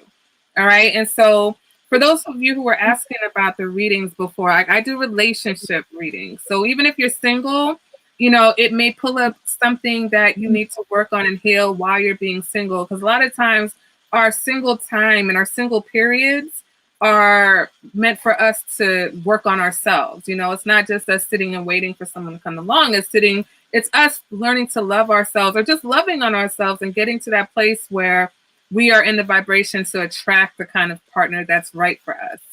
All right, so we're going to start the reading. Okay, so for pile number 1, I have a selenite wand. Okay, so selenite, this stone represents, let me see, how will you know the reading's related to your situation? You'll feel it. Like I said, either it's going to resonate or it's not going to resonate. Okay. So the selenite, this stone represents rejuvenation. It represents divine feminine energy, and it aids in communication with the spirit world, okay, if that's something that you do. The next stone for pile number 2 is this aquamarine, okay? So this is a peaceful stone. It's peaceful energy. It also helps to protect you, to purify and heal your emotions, okay? If you meditate, this is a very good stone to meditate. And then for pile number 3, I have this Numite stone. Okay, so this is a very powerful stone. This is called the Sorcerer's Stone. And this stone helps to, increase your personal magic. It helps to increase your frequencies of good luck and synchronicities. And for those of you who are very advanced, this helps you to dig deep into your psyche to get a very clear, a much better vision of yourself. Okay, this is for like self-reflection. If you guys want a reading, my email address is up there, so you guys can email me and I'll definitely set you guys up, okay? Or if you go to my YouTube, any of my videos have all my information as far as the readings that I'm offering and the prices and things like that. All right, guys, so we'll just do a run through of the stones. This is pile number 1, pile number 2, and pile number 3, okay?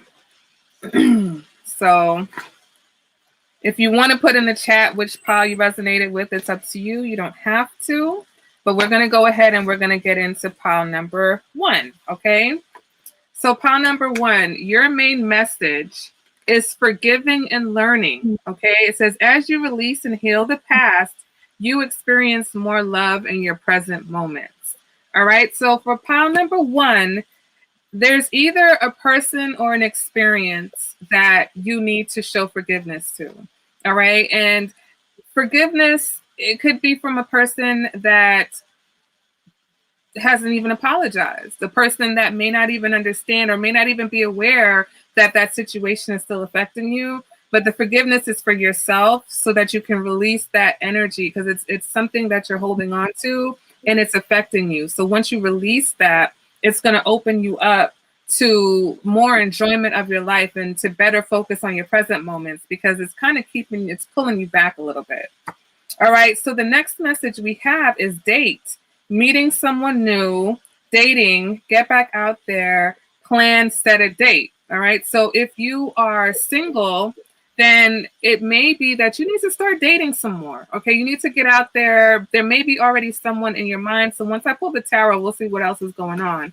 But if you are in a relationship, you still need to date your partner. You know, you guys need to go on that date night, because part of the forgiveness, it's easier to forgive someone if you're continually working on that bond, if you're continually creating those memories, those good memories for each other. And that's where, you know, you have a renewal of like the compassion and the understanding and the things that help us to forgive and forget. No, well, not forget, but, you know, to forgive and move on.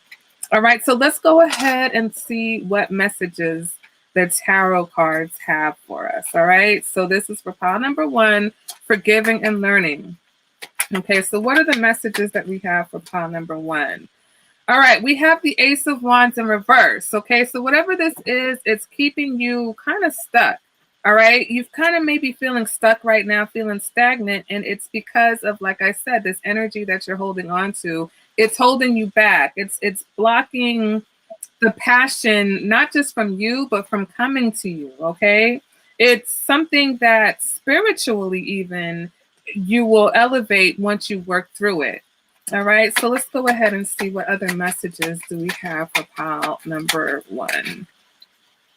What other messages? The world, okay? There's a new phase. It's time for a new chapter. It's time for you to level up, okay? So like I said, once you make this, you know, once you release this energy, once you let go of whatever it is that's keeping you stuck, you're basically walking through a new door into a new life for yourself, into a new level. Okay, so whatever it is, like it's right there on the other side. It's like whatever it is that you need to forgive, it's just right here. And once you shift that out of the way, you can walk in and you'll be having experiences that you actually want and that actually are resonating with you right now. All right, what other messages do we have for pile number 1? We have the 6 of Swords in reverse. Again, this is the inability to let go and move away from things that are negative. So it's something that's keeping you in this cycle. It's like a cycle of, it's almost like, I want to know what this is. What is keeping pile number 1 stuck? Let me ask the direct question. What is it that is keeping pile number 1 stuck? And we've got the 7 of Wands in the reverse. So some situation that you feel like you let your guard down, you feel like you accepted something that you shouldn't have, or you feel like, for some of you, you feel like you didn't fight for something, okay? Or someone maybe didn't fight for you, all right? So what is it? What is it that's keeping pile number 1 stuck? Because this stuck energy keeps coming up.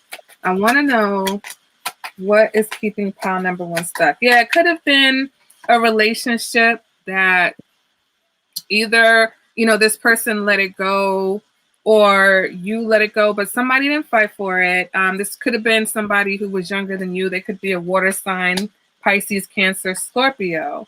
All right. This was somebody that you, or a situation that really got you in your feelings.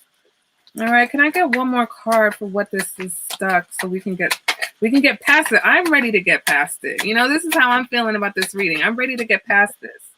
Ooh, the Devil. Okay, so this was something that was it was like either a codependent situation. That was either an addiction, maybe a sexual addiction. It was either a materialistic situation. I feel like there was a codependency here. And because maybe that situation is no longer, it's almost like you've been let down, right? And you can't get over that. You're still stuck in that codependency, but you're not getting the thing that you were dependent upon. All right. And as soon as you forgive that person for leaving, or forgiving that person for not really taking care of your feelings, or, you know, for not loving you as much, like you wanted them to love you a lot and they loved you a little, you know? All right. Is there any more information on the stuck energy here? Yeah, the Lovers in reverse. It was somebody who didn't love you the way that, you know, you thought or you wanted you guys to be loved. The Star in reverse. Okay. Someone that you may have thought was your soulmate, or you wanted them to be your soulmate, or they didn't see you, they didn't recognize you, okay? You feel like this person just didn't see you. And it's hard to get over that because you may have seen something in them, you know? All right, so now let's moving past the stuck energy. What messages do we have for pile number 1 beyond the stuck energy? All right, we have 4 of Cups in the reverse. So this is about gratitude. All right, this is about practicing gratitude and appreciating not just what we have going on now, but appreciation for yourself. I don't need somebody to appreciate me. That past person, so what? They didn't appreciate you. You appreciate yourself enough to know that they don't matter anymore. That situation, even if you're still with this person and it was something that they did in the past, it doesn't matter anymore, because your worth isn't determined by how someone treats you, right? So appreciate yourself. And we've got 2. It's a simple decision. This is the 2 of Pentacles. 2 of Pentacles is about somebody who needs to make a decision, and you just need to make the decision that you appreciate yourself, and that's enough. That's enough. Forgive yourself, okay? Forgive yourself. The other person doesn't even matter. You learn from the experience, right? And then you can move on. All right, so can we have some messages for pile number 1 about moving on? All right, what's pile number 1 moving on to? All right, so we've got the Page of Pentacles in the reverse. We've got the High Priestess. We've got the Tower, and we've got the Queen of Swords. So pile number 1, what's going to help you to move forward? All right, because it's really not, what I'm picking up on is that you've got a very, I don't want to say stubborn spirit, but you have a tight hold on whatever this is, okay? It's a very tight hold. And so in order to move on, you really want an apology, but you have to accept that you may not get an apology, or you may not get closure, or you may not get what you need from this, you know, this outside thing to make you feel better, right? And you need to listen to your intuition. The High Priestess is about listening to your intuition, but in the reverse, it means you're not listening to your intuition. Your intuition is trying to guide you, but you are still trying to rely on your own logic, okay? And in situations like this, especially when we have to forgive, it's not about logic. It's about your heart, you know, what's in here. And so the Tower is, some of you are going to get it. You know, it's like, it's easy for me to tell you to forgive. It really is. But if you follow your intuition, you're going to get it. It's like it's going to hit you, and you're going to wake up, or you're going to just blink and be like, man, I'm over that. It's over, you know, like it's just going to happen. But you've got to listen to your intuition. You have to get out of your head and just listen to your intuition. Okay, so what I want to do to close out the reading for number 1 is I want to give you a healing message. All right, so I have a deck that focuses on healing. And so I'll pick a card for you, and then I'm going to read from the actual book, because these cards actually, like, they have deeper meanings, okay? These are oracle cards, by the way. These are not regular tarot. All right, so can we get a closing out message? Actually, for those of you who resonated with number 1, do you have any questions, anything that you want to know before I move on from your reading?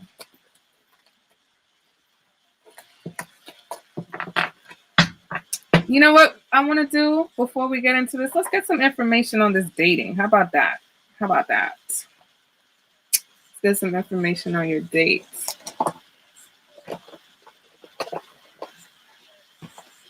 Okay, pile number 1. All right, can we have some information from my pile number 1 singles?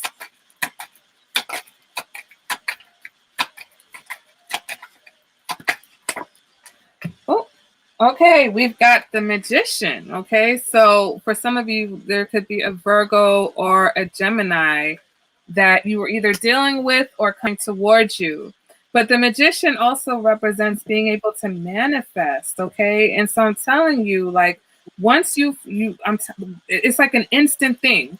once you forgive, or once you let go of the stagnant energy and move on, it's instantaneous. Okay, things are just gonna poof, turn right around. So it's gonna feel like magic. Okay, this next person that you date, or if you're in a relationship and you let go and you forgive so that you guys can move on, you're gonna feel like it's a magic. It's just gonna feel so much better and so much more enjoyable and so much more free. Okay, so I just needed that because I'm like, okay, I get it. We got to let things go, but there's something more here.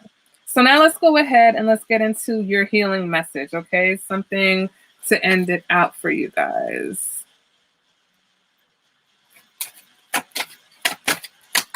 All right. Ooh. Okay, we don't need all those cards. Can I get a healing message? Pile number 1. The cards want to give you all these messages. Can I get a healing message for pile number 1? There we go. All right, and then you've got chaos, okay? So this is card number 9 in this deck. So the number 9 could resonate with you, all right? So number 9, a storm is brewing and misunderstandings are all too common as chaos swirls around your life right now. So this card says you have nothing to fear, okay? This card is to remind you that after a storm, the air is cleared and life will begin again even better than before. The silly thing is, if you refuse to take shelter, you will get soaked and you may have to repair a lot of damage. If you created the chaos, you will have to clean it up. But if others are the cause, you must step out of it and wait out the storm. You will be glad you did. A good thing to say to yourself is no drama. So I feel like this perfectly ties into our message, because that being unable to forgive or being able to, that was chaos that someone else created. And it's like that storm, you're still in it. It's still swirling around. You're still getting wet. It's not your storm. Even if you did create the storm, you can still go inside. Even if you did something on accident and made it rain, you can go inside. You don't have to stand there and get soaked. So again, once you are able to transmute that and get over it, it's going to feel like magic to you. All right, pile number 1. So for those of you that resonated with, I hope that, that information was healing and helpful to you. Again, if you have any questions for me, my email address, I answer emails. Okay, guys, talk to me. If you have any questions, I am there for you. All right, guys. So let's go ahead and let's move on to those of you that resonated with pile number 2. All right, where are my pile number 2s at? Thank you, guys. Thank you. Where are all my pile number 2 people? All right, Indigo King. Good. I'm glad to hear that. All right. Pile number 2. Let me get your cards shuffled a bit and then we'll get into it. All right. So if you picked pile number 2, you resonated with the aquamarine. Okay. So your message is playfulness. Okay. Oh, first I'm going to clear out the air. Bye, pile number 1. See you guys later. Thanks for coming. All right, let's get some new energy in here. All right, pile number 2, you got playfulness. So it says, to recapture romance, allow your inner youthful spirit of fun to shine, okay?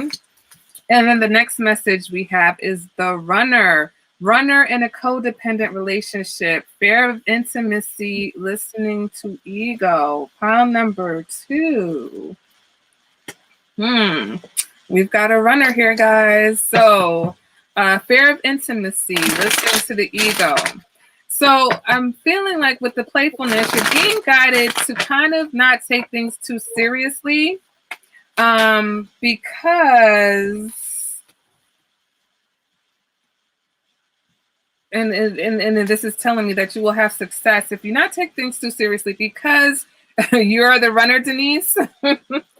All right, because when things get serious is when you get a little bit skittish, okay?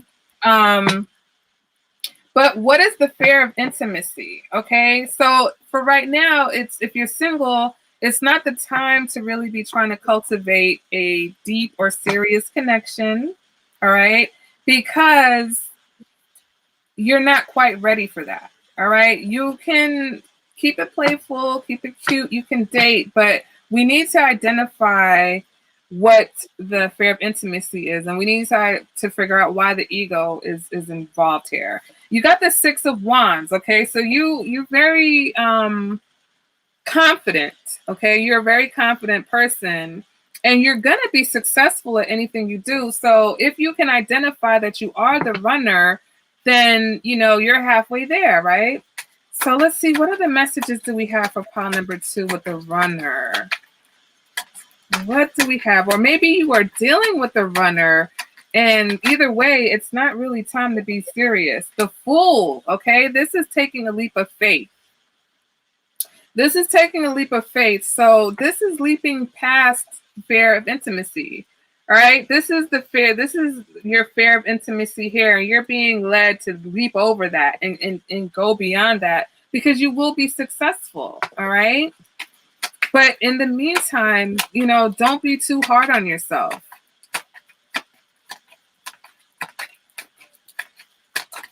All right, let's see. Any other messages? What's the other messages for pile number 2? What is this runner?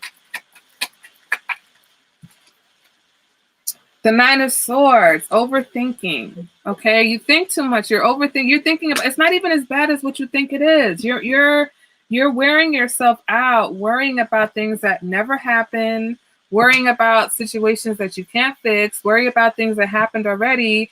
There's no need to. Okay, have faith. And you know what? It's not even just about having faith. It's having faith in yourself. That not only, that you will attract what you want, but that you deserve it. Because a lot of times the fear of intimacy can stem from, I'm not saying this is yours, but I just know in certain situations, it can stem from a deep down subconscious thing of us not deserving or feeling like we're unworthy of something. And so we're afraid that if people get too close to us, they won't value us, or if they know us too deeply, they won't like what they see. It's a fear. Okay, so let's go ahead and see. We've got the Seven of Wands in the reverse. This is about letting your guard down. All right, this is about letting your guard down, not being so defensive with people. All right, what other messages do we have for pile number 2? Ooh, the King of Swords in the reverse. Okay, so there's a bit of being kind of cold. I'm getting a cold energy where you can shut down, and you can shut people out. Okay. And so again, you're being guided to kind of like let your guard down a little bit, let people in. Okay. Let people in. And, I'm sorry, I'm like reading the comments as I'm doing this. Let people in. And, don't be afraid to let them see who you really are, because you're really an amazing person.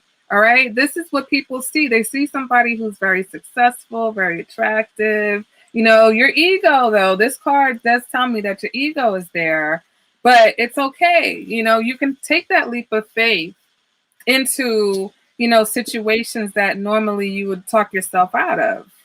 All right. Can we get some more information for pile number 2? What is this fear of intimacy? Pile number 2. Why does pile number 2 run? The Star. It's about your inner confidence, right? What's going on inside? All right, with the Star, this is also the soulmate card.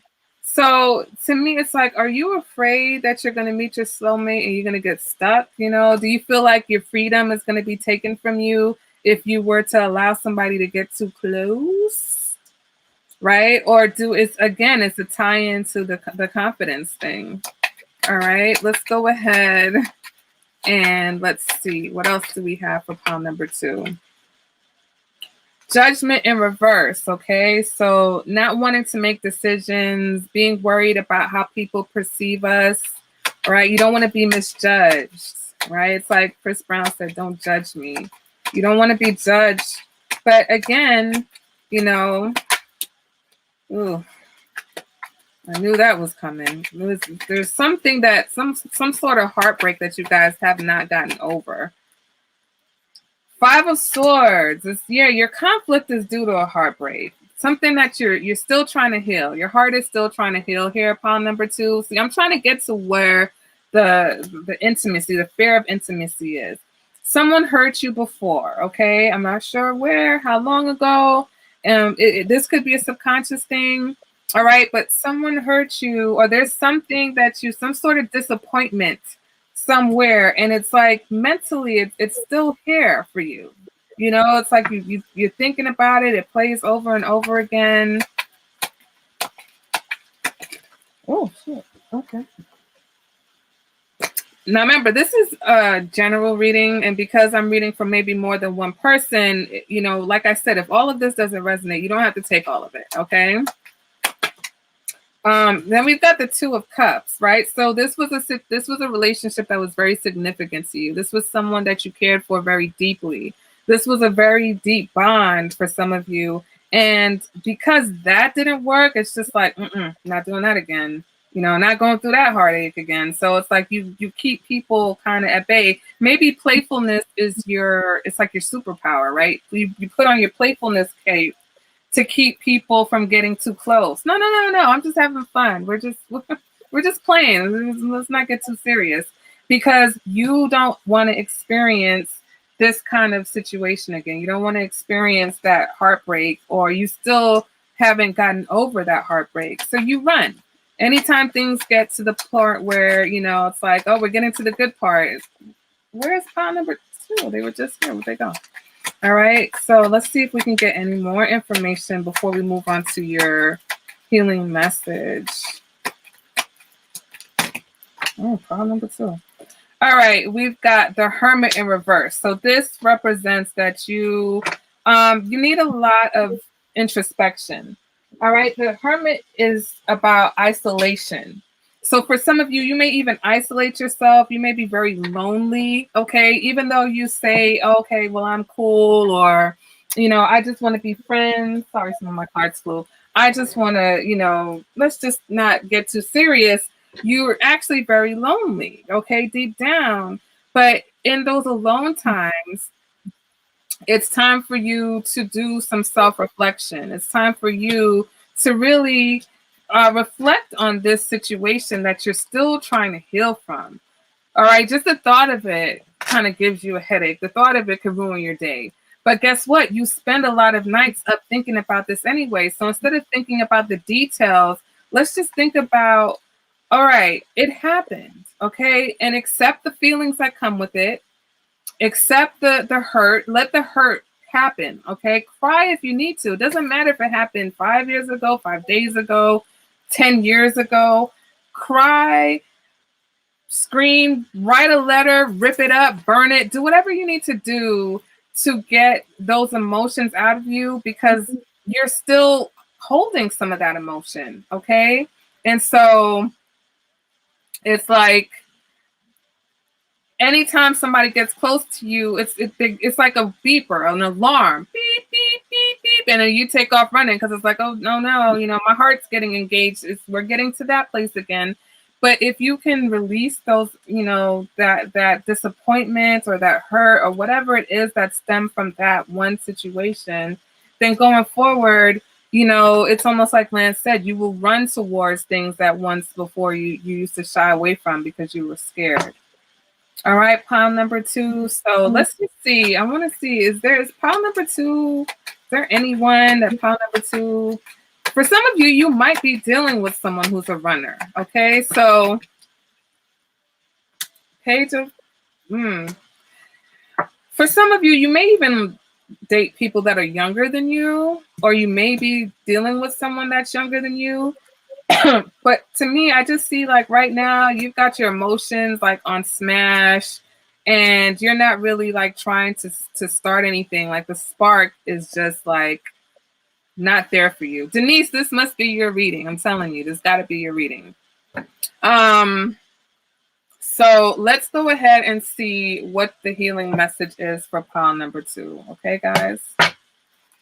All right. So what is the healing? Oh, okay. Well, you guys got 2 healing messages. So we have strength, which is card number 35. And we have Grove, which is card number 21. So I'm going to read both of those for you. All right, let's start with card number 21. So if you picked this pile, the number 21 or the number 3 might resonate for you. All right, so 21 is Grove. It says, I invite you to my grove to heal your wounds and mend your heart. Right? This, whatever this heart, this thing that you haven't gotten over, you can't heal from. All right, so it says, now is the time to apologize to anyone you have harmed, make your friendships whole again, and choose healing over anger and pain. Choosing my beautiful grove is a powerful sign that you are at a wondrous and strong time in your life, okay? Show compassion and kindness to others. No one is perfect yet. Imperfection is perfect as it is. If you are hurting, know that it will pass and that you are being watched over. If someone you love is hurting, take this time to be there for this person. The sacred grove heals all aches and pains, especially your heart that has been wounded. Okay, so pile number 2, that we got to the scene of the crime here with this not being able to get over this heartache or this pain from the past, but it's time. Now is the time. Okay, this reading, you're here right now, you're seeing this. Now there's a reason why now is the time for you to really address that. Whether it was your first love, your first marriage, your first heartbreak, whatever it was, it's almost like pile number 1. Forgive it. Forgive yourself. Okay, forgive that, but we need to let that go. Okay, so let's go ahead and move on to card number 35. And card number 35 is strength, okay? So this is like in tandem. Like, you have the strength to get over, even though you think you don't, all right? Sometimes life will present you with challenges that you think are too difficult to endure, all right? Does it seem as if nothing goes your way and that everyone else appears to be having a good time? It says, be strong, my dear. Drawing this symbol means that no matter what is happening in your life, you have the strength to endure all experiences. Look, like an ancient oak whose trunk cannot be uprooted by the mightiest storm, you will know a strength that comes from within. You will win this game of life. You have the strength to face any situation right now. So maybe before, for whatever reason, you weren't strong enough or you didn't think you were strong enough. But right now, in this time period, in this moment, is the time that you're actually the strongest to get over what it is that you've been like afraid to deal with. Whatever those emotions are that you feel like you weren't strong enough to handle before, right now is the time, okay? And so with this 6 of Wands card, this is the success card. This is the success. That means right now you are supported, okay? You have the support that you need around you to be successful. So even if you need to lean on friends or family or whatever it is spiritually, now is the time that you'll be able to get over whatever this heartache was. All right, pile number 2. So if that did resonate with you guys, let me know. All right, if you have any questions before I move on to pile number 3, while I'm cleaning up the cards, you have a chance to ask me some questions. Eric, which song? Are you talking to me or are you talking to the chat? I can't tell if you guys are talking to me or to each other. I'm trying to keep up. Okay, so let's see. Let's get these cards shuffled. Pile number 3, are you guys ready?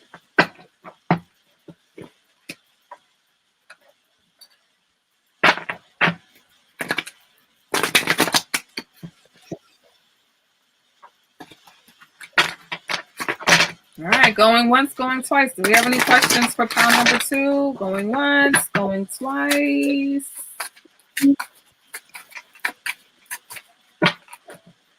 All right, we're going to move into, please keep it going because I'm feeling just. Thanks, Lance. All right, so now we're going to move on to pile number 3, okay? I'll take my time. Don't worry, guys. I'm here. So what time is it? 9:20. If you guys have any questions, I am here, okay? Yeah, you could probably pull something from each of these readings. So don't feel like, oh, that wasn't my pile. If it resonated, take it, If it does, also, like I said, if it doesn't, if part of what I say doesn't sizzle in your spirit, you don't have to accept it. It's not for you. All right. Just focus on the parts that you're like, oh yeah, yeah, that's me. All right. So pile number 3, you picked the Pneumite stone. Okay. All right. So your message is, we've got past life relationship. You have known each other before. All right, pile number 3. So there's someone in particular that you have on your mind right now, someone that you're having some type of experience with. And the message we have, passion, insane chemistry, like each other equally, having fun. All right. So there may be someone that you are insanely attracted to, right? Maybe you don't know. Maybe you haven't met them yet. Could be coming. We'll see. All right. But you're like, why does it feel like this? Why do me and this person just click? What's going on here? And it's,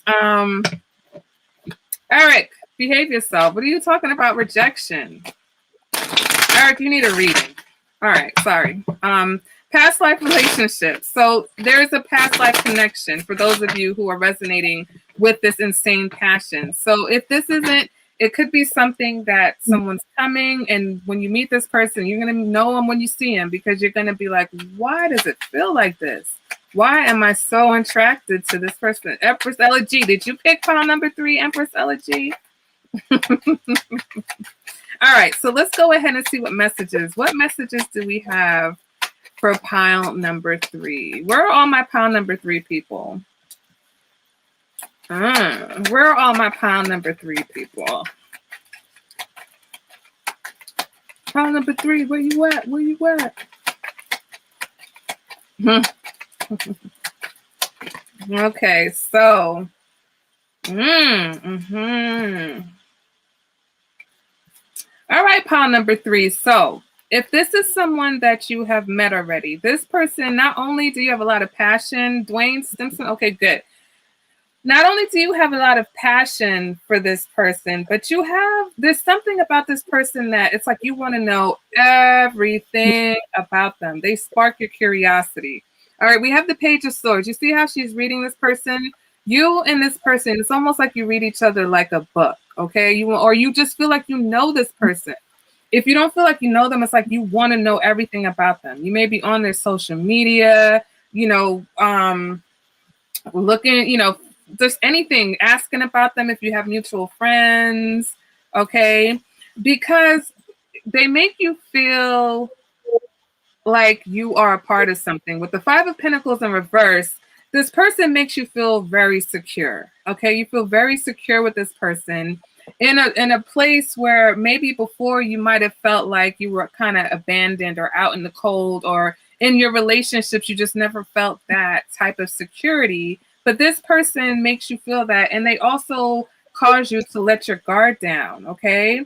You're so comfortable with them that you don't feel the need to be defensive. You don't feel the need to have a guard up when it comes to them. All right, so let's go ahead. Let's get some more information for card number 3, which is this past life situation. The Empress. Okay, so this is someone that it could even possibly lead to marriage. But if it's not marriage, you adore this person, and it's like a mutual thing. You adore this person adores you. Okay, with the Empress, Empress Elegy, you picked the Empress. Okay, so with this situation, it's like so much can come from this. Okay, so much it's much more than just a passionate connection. All right. Oh, file number 3. Oh, okay. If anybody's resonating with this, please let me know. All right. Then we've got the 8 of Pentacles. So this could be someone that you work with, or someone that you met at work, or just someone that inspires you to commit. Okay. Someone that it inspires you to be there. Okay. You're focused on this person. You're focused in on this situation. And these cards are just flying out. 9 of Pentacles. Then we've got the Hermit in reverse, and we've got the 10 of Wands. Because I feel like for palm number 3, if you're single, you may have been single for some time, but you're doing well single. Okay, so it's not a situation where, it's like, oh, I'm waiting for somebody to come. Like you good. You know what I'm saying? But also, palm number 3, it's almost like you have everything except love. Okay, you've got it going on. You're single. You've got your stuff together. But you just didn't have love. And it wasn't like, oh, I'm missing it. But now that it's here, it's like, well, damn, what is this? Wow. Right? It's like you were complete on your own. So someone coming in is just like an explosion for you. It's not necessarily, you're not one of those people that feels like a person is completing you, but you do feel at home with this person. You do recognize where what you're feeling with this person feels more comfortable and secure than you have felt with somebody else. You've gone through maybe even a long period of isolation. We've got the Hermit in reverse again. So some of you may have resonated with palm number 3. But with this Hermit in reverse, it's really, you've done a lot of, either you're doing it now or you've done a lot of work within yourself. Okay, you've done the deep dive down into yourself and your emotions and kind of like identified the things that were holding you back. All right. For some of you, there's still a little baggage that you got to let go of because nobody's perfect, right? There's some baggage. So I want to get some information. What is the baggage that pile number 3 has to let go of? For some of you, this person makes you feel like you can let go. Here goes this 10 of Swords in reverse. So again, this is healing. This is something that you need to heal from. So for some of you, this could have been a relationship, or not even just one particular relationship. It could have been the culmination of, a bunch of disappointments. And you're releasing the baggage. It's like along the way, you're realizing, oh, this card is too heavy, and you're throwing stuff off, but there's still some things that needs to be let go. So can we get some more information about this baggage for pile number 3?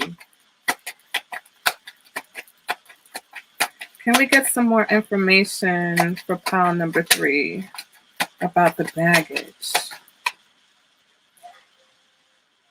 4 of Swords in the reverse. So the 4 of Swords in the reverse is like part of what you released, and I feel like this was something you're letting go because you had this isolation, was an inability to calm down. It was the inability to take that time out and say, okay, you know what, let me stop and think. It could have been for some of you, this could have been a relationship that may have been really hectic. It was just like, damn, I just need a break. You know what I'm saying? But it was just like always something happening. And so for some of you, that situation, all of those things that happened, it was like it created little pockets of baggage within you.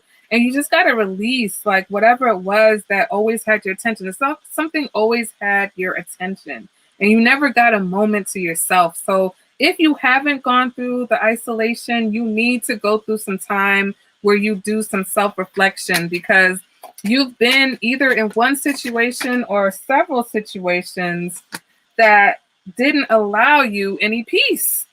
Okay, it was like you needed peace. Where is my peace?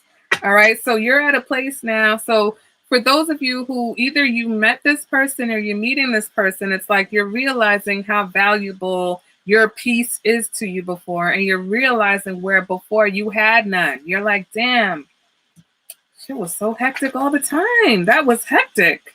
Now that you see how comfortable that you can be with someone, now that you can see what it's like to really let your guard down and not only, like enjoy this person, but them enjoying you, you look back at everything else like, damn, that was a hot mess. That shit was hectic. That was rough.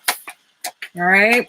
You also got the Queen of Swords, which tells me that you may be very logical in nature. You may not be a person that's overly expressive, but the Queen of Swords tells no lies. Okay. The Queen of Swords is here to tell us the truth. So what is the truth that the Queen of Swords is telling us? Ace of Swords. Yeah, it's your mind. Your mind, pile number 3, your mind is very powerful. Okay, your mind, and so your thoughts, that's why it's this Ten of Swords here. The Ten of Swords, if you're not familiar with tarot, swords represent air, represents mental, abilities and communication. So with this Ten of Swords, the disappointments are more mental. It's not quite a heart thing. It's just that I keep thinking about, the things that happened. And so once you get your mind right, it's like sky's the limit. But really, that's all that you need is just some peace mentally, because you may have been in a situation where you just didn't have any peace and you got used to that. All right. And so now when you meet someone else, and you're in a different situation, you're like, this is what I've been missing. Like, this is what peace feels like. Well, what the hell have I been experiencing all this time? All right. Can we get some more information on the baggage for pile number 3? The High Priestess. Intuitively, you know exactly what it is. Intuitively, you know exactly. I'm telling you, your mind is very powerful, pile number 3. You got the High Priestess. It's in the upright. Your intuition is immaculate, okay?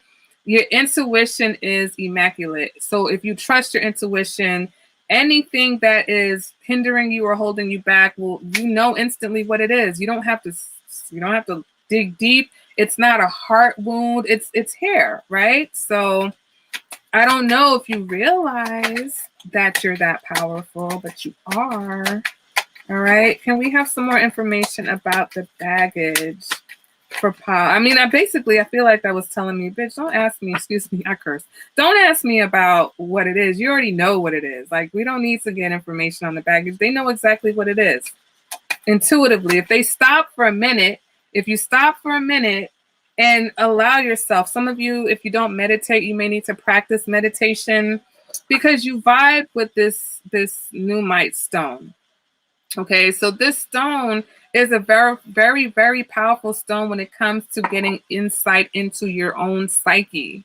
Okay, so for pile number 3, you resonated with a stone that's encouraging you to dig deeper into yourself.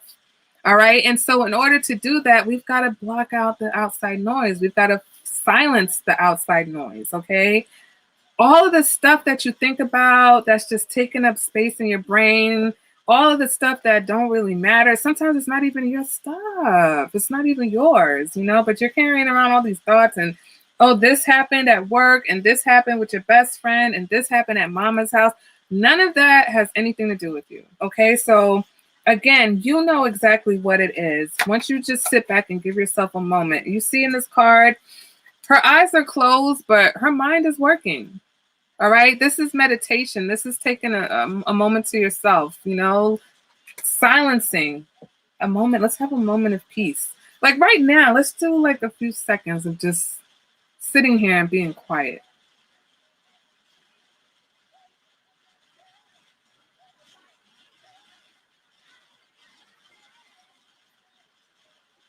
And for pile number 3, I want you to tell me, what did that feel like? How difficult was that for you for those few seconds to just sit back and not try to control what you were thinking or not let your thoughts get carried away with, carry you away?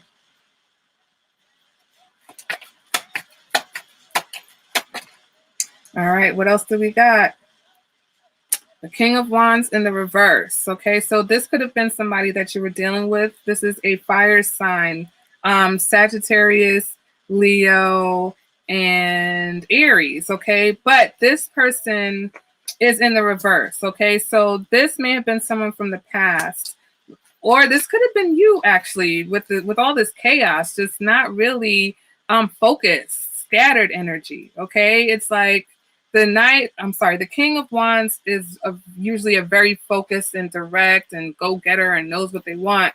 But if you're off balance, if your focus is elsewhere, then this is just scattered energy, okay? All right. Do we have any more messages for pile number 3 before we get to their healing message? All right. And we've got the Magician. I told you were powerful, okay? The Magician is able to manifest things. The Magician is a master manipulator, but in a positive way, okay? They don't use their powers for evil. They use their powers for good. So pile number 3, you have somebody who probably is awakening all of this in you right now. So if some of this hits you and some of it doesn't, it's probably happening. Poem praise. It was a little difficult, but you did it. Maybe we'll do it again before we finish off this reading. So for pile number 3, I feel like this connection, this past life relationship is sparking a passion within not just you, but the person that you're dealing with, okay? For some of you, this person, their energies were scattered before they met you, and now they're turning into somebody who's able to be a manifester. Now there's someone who's more focused because you're meeting each other and your interactions with each other is bringing out a good side of you, because you guys were meant to be here together because this is a past life connection. Okay, so let's go ahead and let's get into the healing message for pile number 3. It's too many messages. Can we just get, what is the hit? Okay. This deck is like, I'm not playing with you. Here's the message. All right. So for, oh my God, for pile number 3, we have the number 23. Okay. So the number 23 or the number 5 may resonate with you. And this card is about listening. Oh shit, this card is flying. So this card is about listening. So let's go ahead and see what pile number 23. It says listening, okay? It says drawing this symbol indicates that you are meant to listen to what others are saying with their gestures rather than their words, okay? So your intuition, right? Let your intuition kind of lead versus always trying to, figure things out by what they're saying. Okay, it says there will be a beautiful girl with skin the color of dark honey who has the gift of poetry. She is able to weave tales with great detail and expression, yet without being obvious or straightforward. Reading between the lines and finding true meaning are what are required right now. Listen and learn. What others don't say is what is important at this moment. So, I mean, I'm sorry, but I can't help. Is this book talking about me? It's telling you to listen to me. Listen to the brown skin girl, okay? She's talking to you right now. But no, you guys, it's about following your intuition. It's back to the intuition, okay? It's about learning to go through life without using all of your mental powers. Your power isn't just right here, okay? We are powerful beings and we have senses, okay? When I'm doing this reading, I'm not thinking. The words are coming to me because instinctively, intuitively, I know the message that I'm supposed to be giving to you. So I'm just here and I'm a very good communicator. So I'm talking to you guys. But I'm not concerned and I'm not worried about what this message is going to sound like, what it's going to look like. Is it going to be pleasing to you? Is it going to be? No, I'm just here to give the message to you. Okay, so use your intuition. Even with me, is there anything in between the lines that you guys are picking up on? You know what I'm saying? And that all of that matters. All right, because we're all energy, right, guys? So pile number 3, that was your reading. If that resonated with you guys, I see some amazing. So thank you. I'm glad that hit. Do you have any questions before I clear these cards out? And then if you guys have, something else that you want to do, let me know. I am here. Any questions? Thanks, Wayne. J.E., who are you talking to? Empress Elegy. Amazing, wonderful. Thank you so much, Poem Praise. Thank you. Anybody have any questions in general? It doesn't even have to be just pile number 3. All right, Lance. So that was the 3 readings. So for now. Yes. Let me turn this fan off because you hear the noise in the back. I'm very touchy about that. Just give me 1 second. I didn't even notice it, to be honest. You don't hear it in the back? It's just like I'm so much into the sound. Do you hear it? Anybody in the chat room hear it? Just let me know. I'll keep it like that, but it's not even directly on me. You're cool. I mean, it's not. If it is, it's not enough to really distract from anything. So. All right. Don't melt on us, Lance, please. That would be a pretty sight. For real. Yes, but I do love readings, guys. Just get my email address. If you guys email me, I'll set up readings for you as early as Friday, Thursday, Friday. What is today? Today's Tuesday, Friday, Thursday. I say I lose track of the days. I know your day. You're in a different day.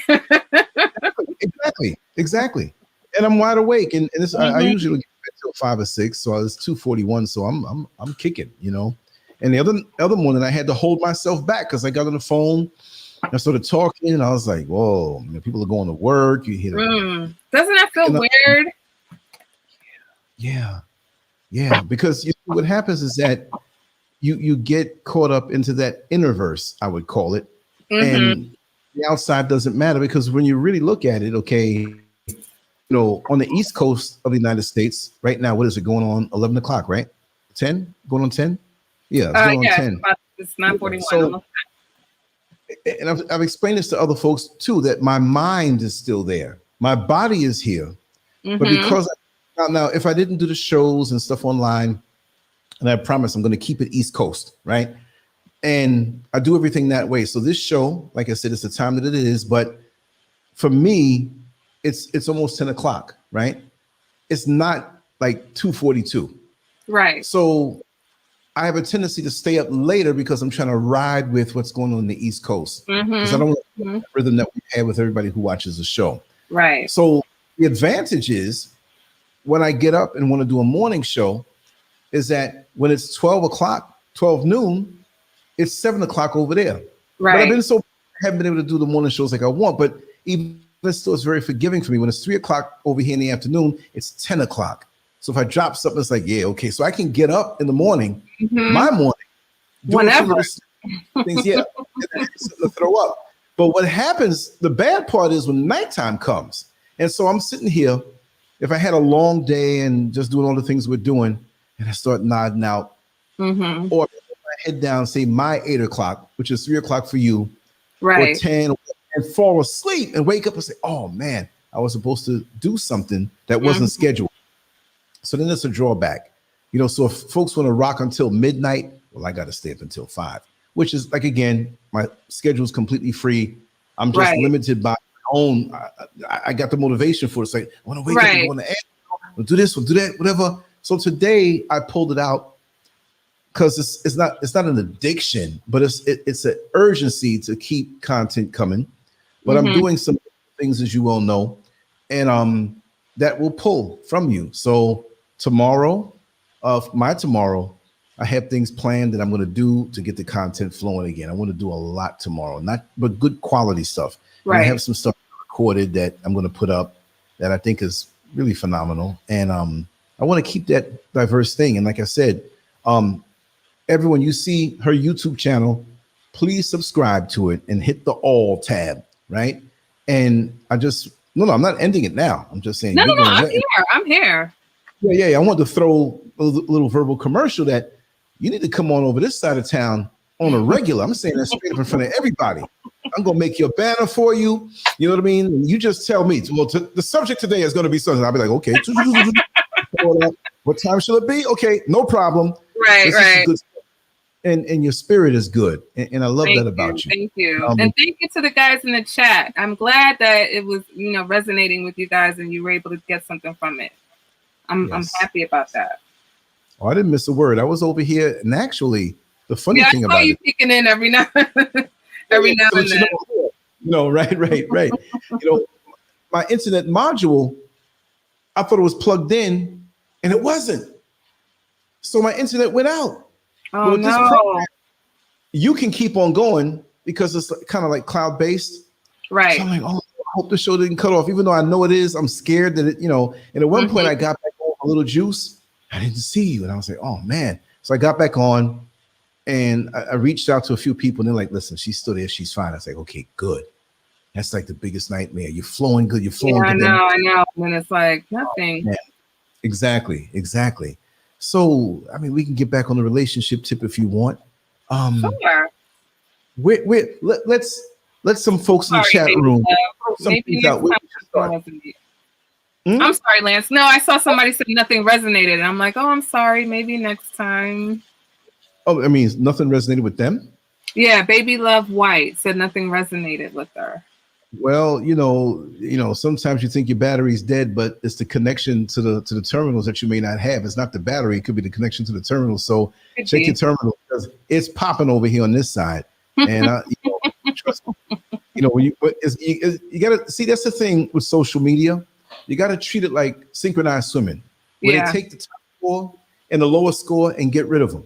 Right now, negative people can come by and watch and everything if that's what it really was, what they meant, but you can't let that sway you because I know. Yeah, because a person can say, well, it's not resonating with me, or maybe nothing else in their life is resonating with them. You know what I mean? The comments that I get on my YouTube channel now, I tell you, block. You don't ever have to come back here again. Block. Yeah, block, delete and block. Exactly. I love doing that. I mean, because it's unnecessary to get caught up with these people and you're rolling around in the dirt. Now, if a person really said, listen, I'm trying to understand, I'm not, maybe it's me or whatever, but when you just come out, boom. Right. I'm sorry, I'm not going to do this again. I want to forget. Like, where does that come from? What are you trying to, I call them seed planters. They'll plant a seed and hope that later on down the line, you self-destruct. Right. People try that on me and I go harder for years. And the story I always use is that fly on the windshield. Yeah. You might hang out, I'm driving 15 miles an hour, but you're a negative fly. And I'm enjoying your company because I'm watching those wings flap and fly as I go up to 25 miles an hour, 35, 40, 50, 60, and you're hanging on something. Boom, you're gone.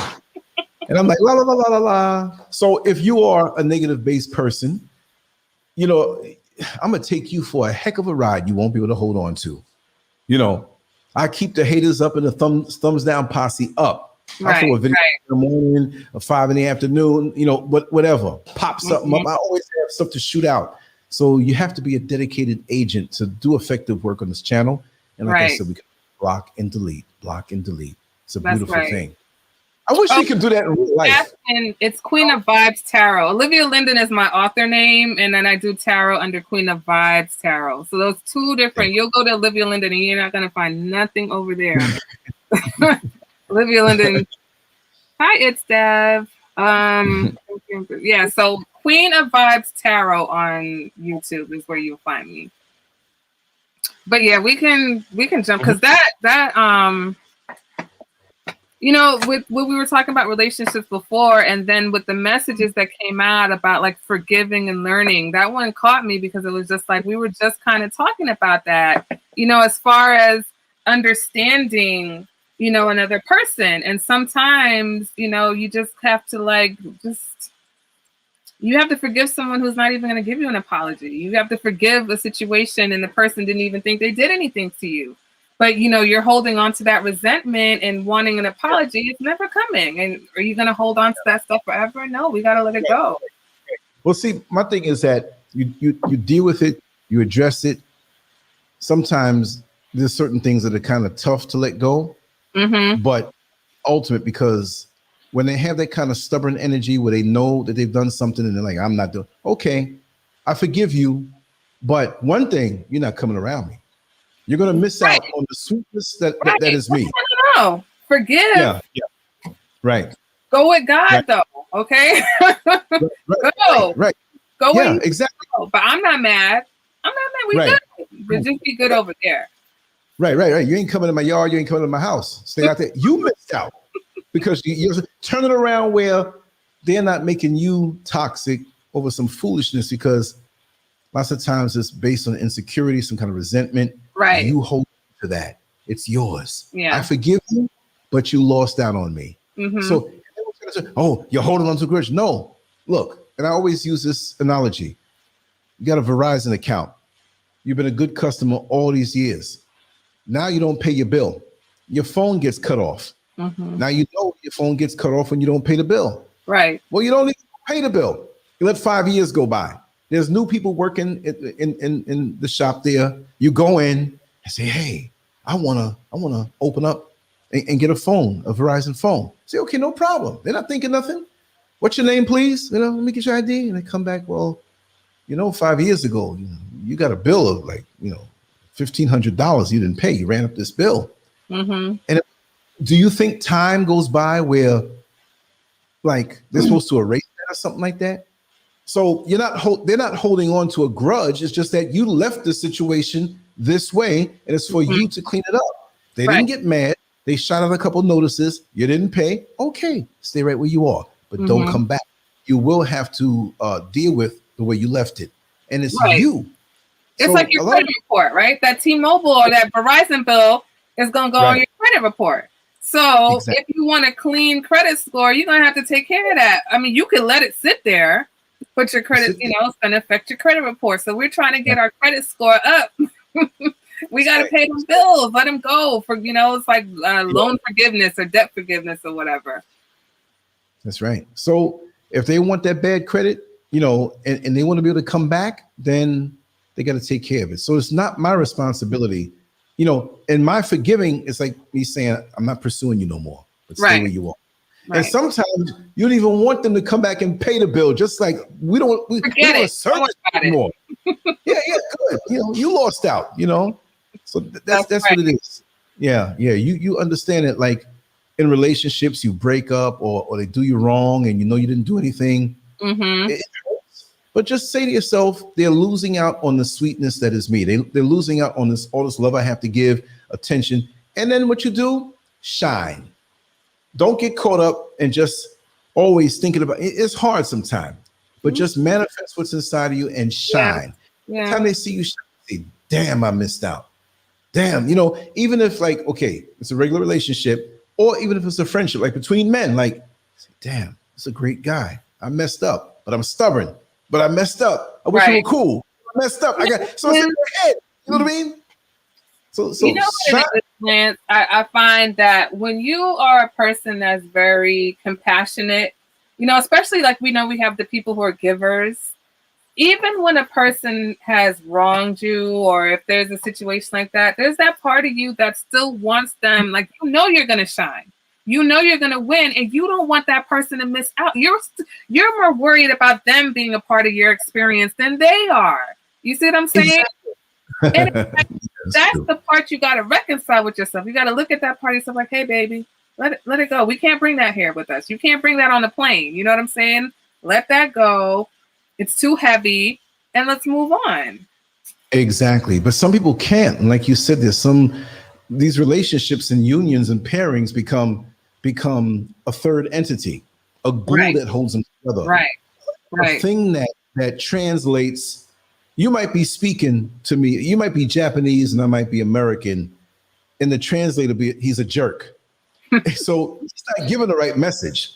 Right. Like that translator can be a hater on the union that could possibly be between you two in business. And he doesn't want to see this business happen. So the Japanese person is saying, yeah, I really like what you're doing. I'm looking forward. We have the finances. I want to merge with you. And the translator says, well, I like what you're doing, but I don't think I really need to, and you're giving the wrong message and they break that up. This is why you keep these entities away from your direct communications. These little imps, these little stray cats, all these people who have these weird, strange motivations and hidden agendas.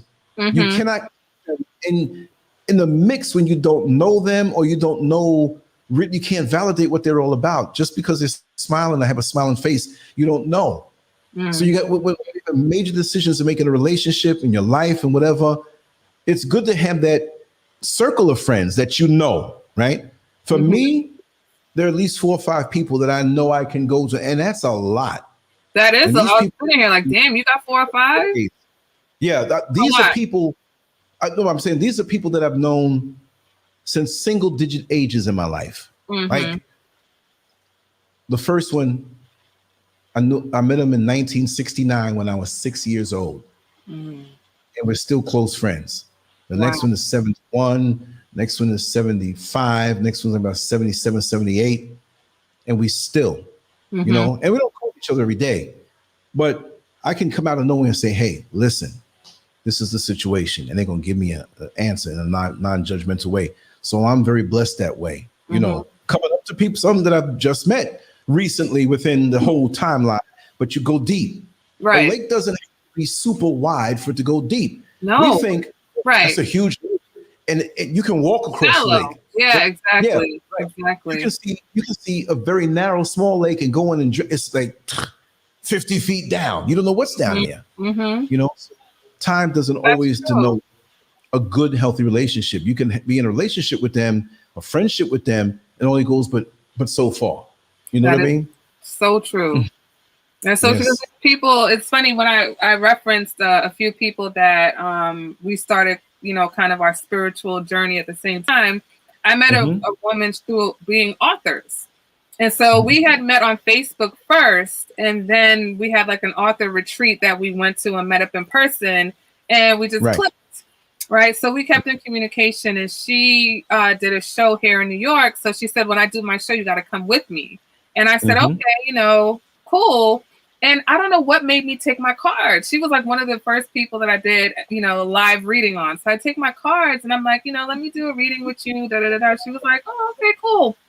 So we lost communication for a little bit. And when I came back, she's on her spiritual path now. She's like a psychic medium, you know, so she can like hear, she had this all of her life, but she never knew how to like hone in on it. So she's now learning how to like, you know, she sees people, she hears direct communication with spirit, she can give like healing Reiki. And so I said, damn, you know, I just did a tarot reading on you, and you just like, boop.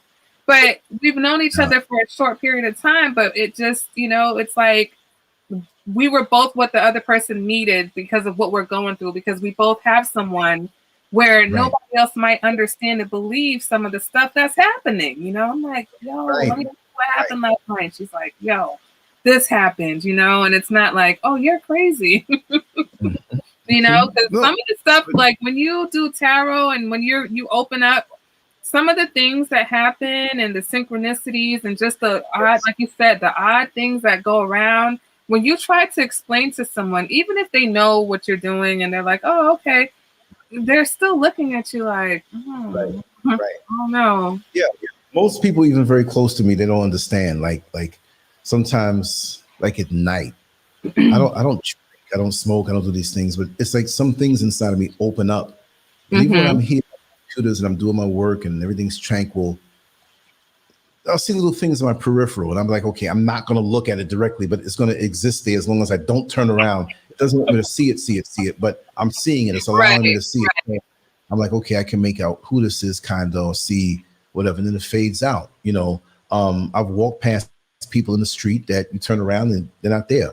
Not just those type of things. I feel things. I'm more of a person who feels, and there's sometimes I walk past a person and all the hairs on my body, my arm, just stand up. You can feel the evil. They might look nice. There might be somebody who looks evil, and you know they're loving. I used to go feel a lot when I drove the bus and had to sit in one spot, and people just pass me. Sometimes they sit there and they stare at you. You can feel the evil, or you can feel the good stuff. I had it one time, make a long story short, there were 2 passengers on my route that were left on the bus, meaning that the bus was full, and we got down toward the end, and it was the last stop. And I'm thinking like nobody pulled the bell. So I turned around and looked. Not all the way, but used my mirrors and my peripherals. They were gone. They were gone. They were on the bus right on that last stop when everybody got off before the last stop. I'm looking at them. I started driving again. This was 4:00 in the afternoon. They were gone. Wow. You know, and one of them, when they got on the bus, I just took a note of, because they looked just like somebody who was close to me, an older woman, and it was a white guy, and they weren't even sitting with each other. I could tell you so much about that. I would be on the bus and you would smell these smells. Nobody's late, just happens to be empty, but you still have to go through the route, and like somebody passing gas or whatever. Like, wait a second, what is this? You know, then you smell perfume. You know, you see people that are real people that they connect to you. Like you don't even know why. It's not a mutual thing, but they're like, oh my god, you know, I gotta know you. And it's not even a come on thing. They feel your energy, and maybe it's something that they've been craving for. You ever eat something that you haven't eaten in a long time, and you feel the nutrition going, and you're like, I needed this. I didn't realize I needed this, but I feel it going in me. I feel strong. This is what I needed, you know? And so people get like that when they get around a favorable energy, you know? And so that's why I'm into the energy thing and what makes us gravitate toward some, stay away from. Others will say, this person's a great guy. And you're like, that person's a prick. You won't say that, but you know it. You know what I mean? Strange thing. Funny because, you know, like, you know, me just having this this feeling, or just knowing things. I tell my son all the time, I be knowing, right? We have this joke. He's like, Mom, I know that. He's like, I be knowing. But it's always been like that. So, one of the significant relationships that I had, and I mean, I'm talking about like off and on, like years, right? I remember when the person walked into my classroom and I saw them, and it was like in my head, I heard, "Oh my God, I love him." It just boom. Oh my God, I love him. And it turned out to be something like I would probably love that person for the rest of my life. And I knew it immediately. Oh my God, I love him. And it was like, what? And so, it's like those things happen. You know what I'm saying? I've had situations where there's been people where when I first met them, stay away from me. But it wasn't that there was anything bad about them. It was actually somebody that I wound up loving a lot. But it was too intense. You know what I'm saying? It was like, I'm talking about friends, not even like relationships. Like people who are going to be my friends, I don't like you. I don't like her. And they're like, why you don't like her? I'm like, I don't know, something about her. And then you wind up being like best friends or lifelong friends. And it was just like, damn, that it was just so intense that at first it was like, no. Where now that I'm more, understood and I understand things better, I can recognize, okay, that's, that's right. I'll tell you, person. I'll tell you, let me just make a little message. Giant Game. I want to talk to you over the phone tomorrow, but like for me, if it's morning for you, it's afternoon for me. So maybe afternoon or evening, like, whenever. We're 5 hours apart if you're on the East Coast. And I got your email and I want to just maybe we talk over the phone. I give you some information and give you some pointers and stuff. We'll do that. And I saw it. Let me tell you something about me. I've told people who know me, right? There was a young lady I met, and it was only after people who met us or met her separately, they told me, like, Lance, and men don't do this. If men see an attractive woman who, oozes sensuality and intelligence, no matter what, they're going to shout like, I'm housing this for myself, because it's a carnal thing. But I had a bunch of friends around me in the gym at that time, and I think I was like 22 years old, 22. It was September.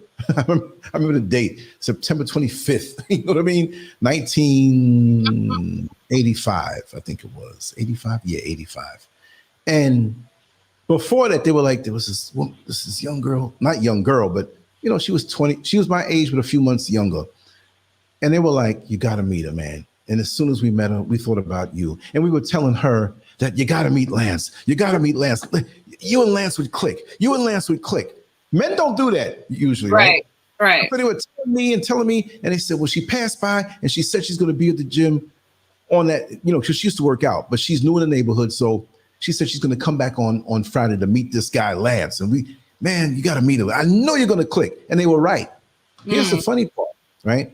We ended up being together for like 8 years. It was a very, very non-orthodox, relationship. Something that you'd probably write about. Okay, I'll leave it at that. But when we first met, aside from those other things, it was like we really clicked. But I have to say also, it was a very demonically driven relationship that I understood as demonic.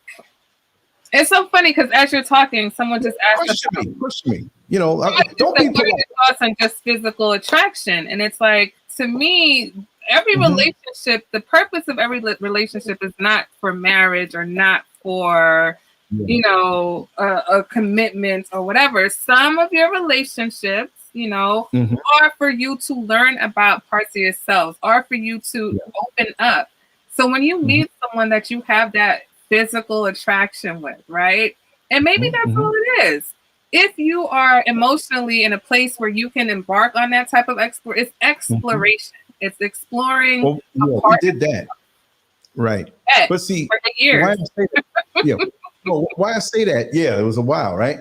Why I say that is what it eventually turned into.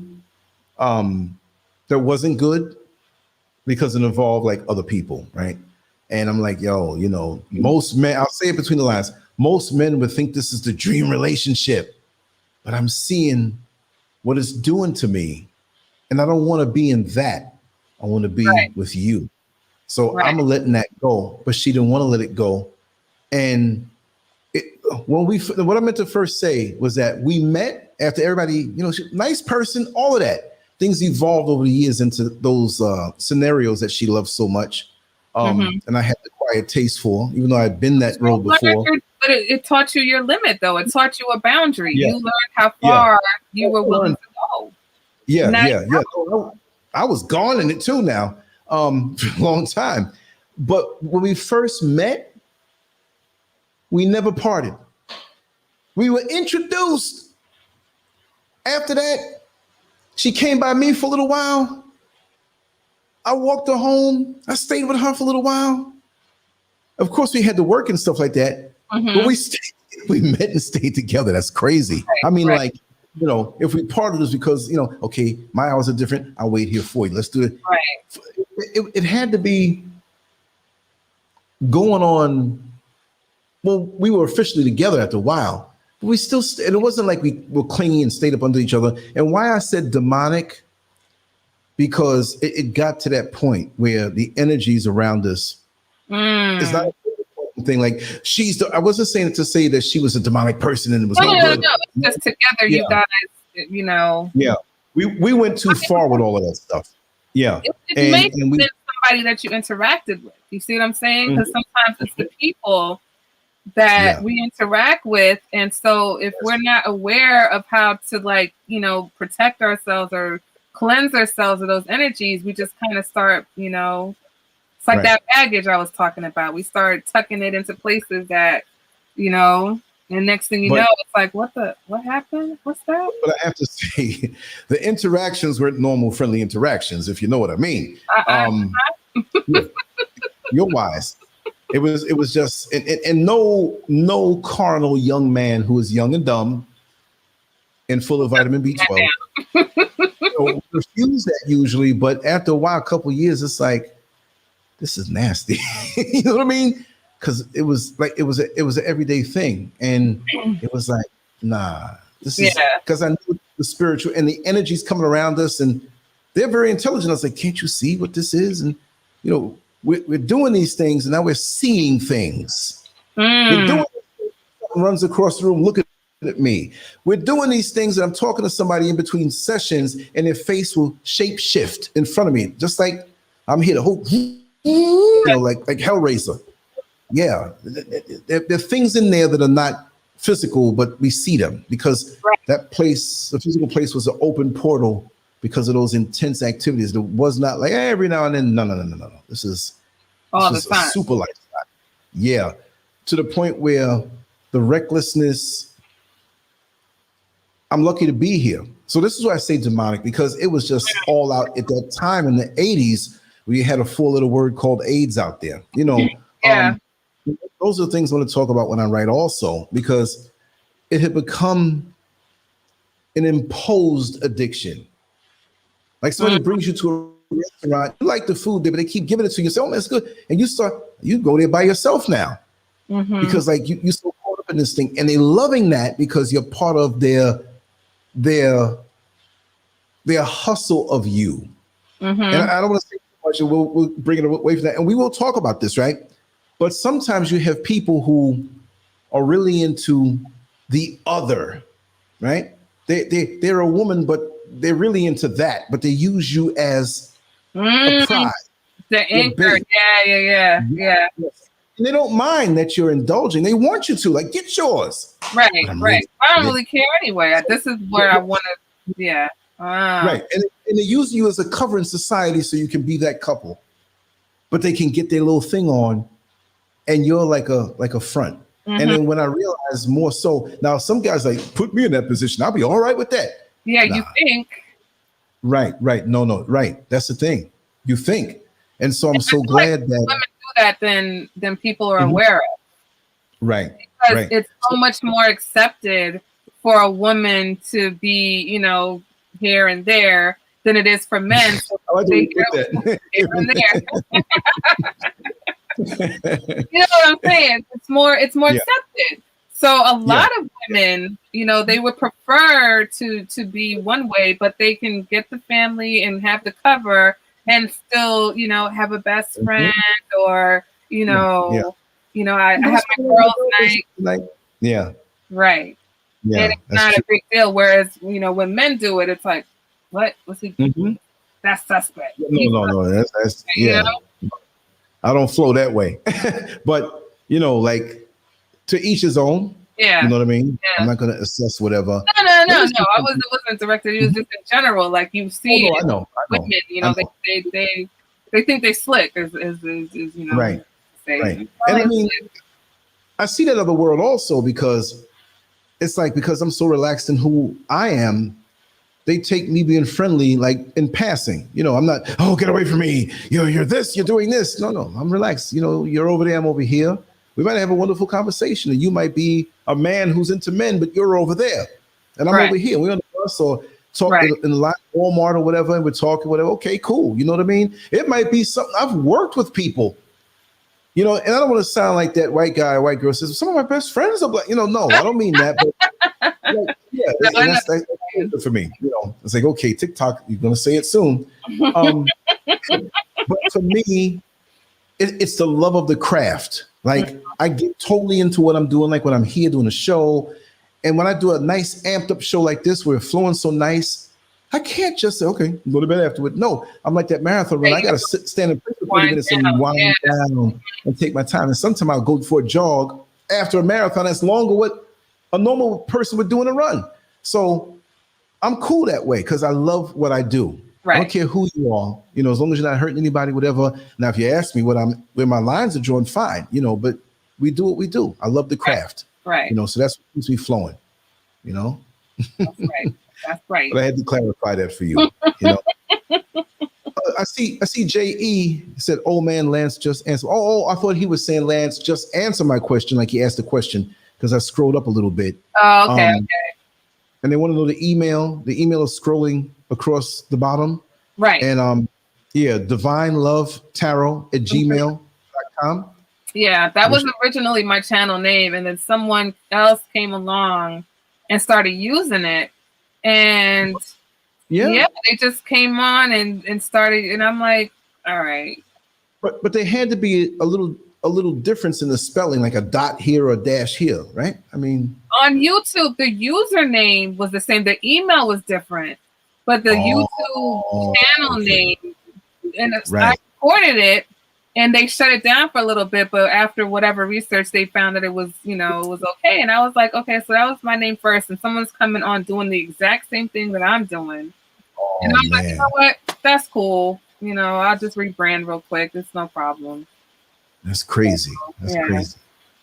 I'm running into the issue of people duplicating the name LanceScurv, but there's a slight difference, like LanceScurv _, and people don't see that. And I had an incident one night during a live show a couple of years ago where I was trolled, and somebody had, you know, they took the avatar. That's easy to do, right?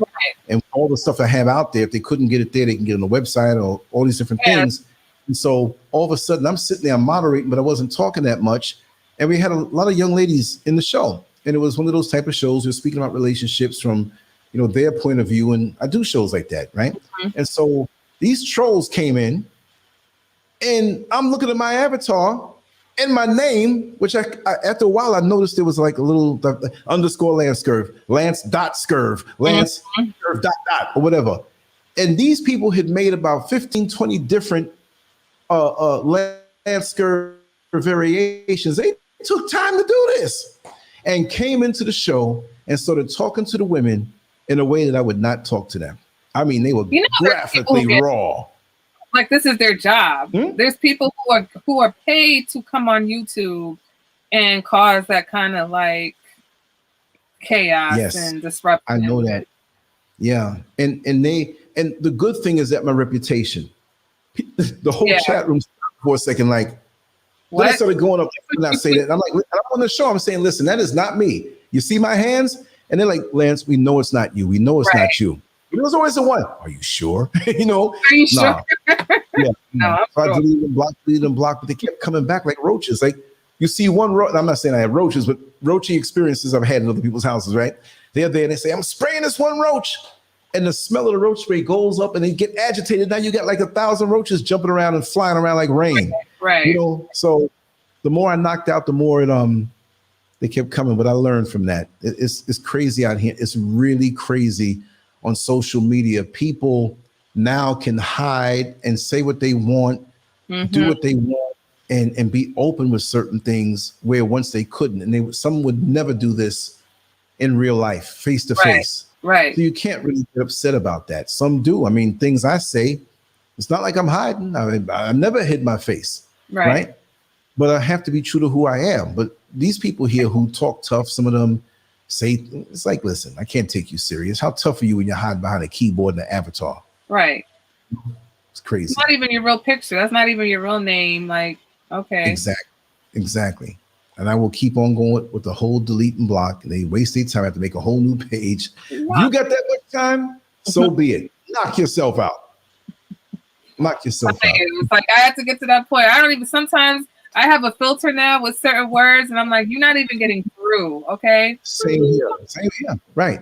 And then what they do is they try to misspell the word or something like that to get in. And, you taught me a new variation. Let me just put this in there.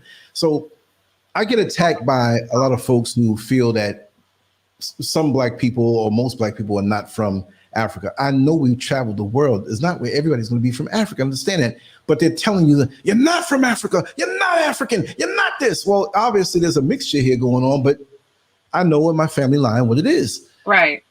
And they take time and copy and paste long books in the comment section.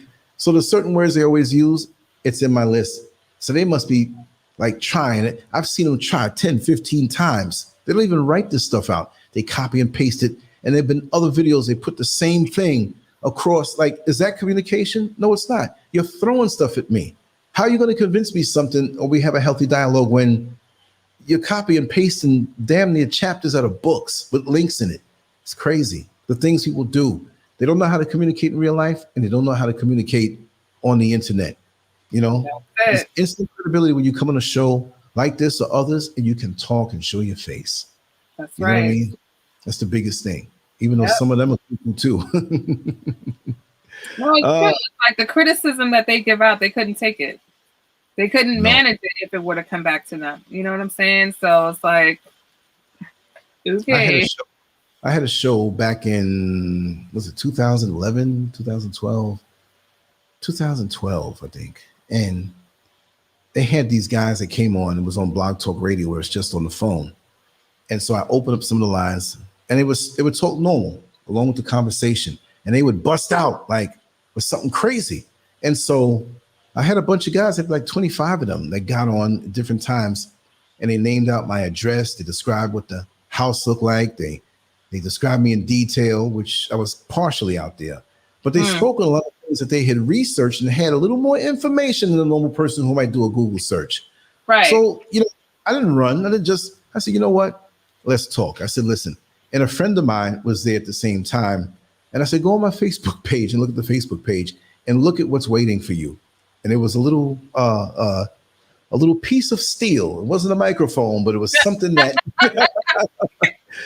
And I put it up on Facebook and I took it down after a while. And I said, you feel free to come over. I need talk practice. And I said, as far as you know my address, and I named out my address. I said, anybody out there, you want to come over? Come over. I'm going to be up all night. You can come to the back, the side, whatever, but you're definitely going to leave in an ambulance and they're going to pronounce you dead before you even, we were talking crazy, but all of a sudden, bloop, bloop, bloop, bloop, and people are like, oh, it's crazy. Yeah, it's serious. It's serious. But yeah, like you said, it's the trolls, so now I just even imagine them like little, they're not even real people to me anymore. It's like literally the man under the bridge. Like no one's. It's like, okay, you don't support me, so what? I don't care what your opinion is. Clearly, go ahead. Right, right. But they hate to see people support you. They hate to see you have a flow with the people who are around you, and you can't win everybody over. It's just impossible. And why would you want to? There's some people who start out YouTube or any other social media platform, and I'm gonna have all the followers. Can't do that. It's just not going to happen. And if you do, are they all really sincere? It's never going to be that way. Do you want a bunch of people following you that don't click with you? You see what I'm saying? Because all you're doing now is just you're just bringing these people to you. And then eventually that energy is not even positive anymore. So, is that what you want to do? It's like, you got to be careful. Right. No, that's a waste of time because some will change on you, start hating on you, or they wait around for the drama to come. And when it doesn't come, they want to stir it up and try it. Right. And delete and block and move on. Yeah. I mean, especially you've had this channel for so long that with your evolution, there may be people who haven't evolved with you. So now they're not going to resonate. So every follower, every fan is not quote unquote, a good follow. It's like, it's about, if you have 1,000 people that get you, that's better than, mighty. That's mighty, because that don't, or 20,000 that don't, So, and I had to get that for myself because it's like, oh, I only have this much, but it's those ones where when I come in, they're like, oh, I've been waiting for you, or they email me, or they always comment.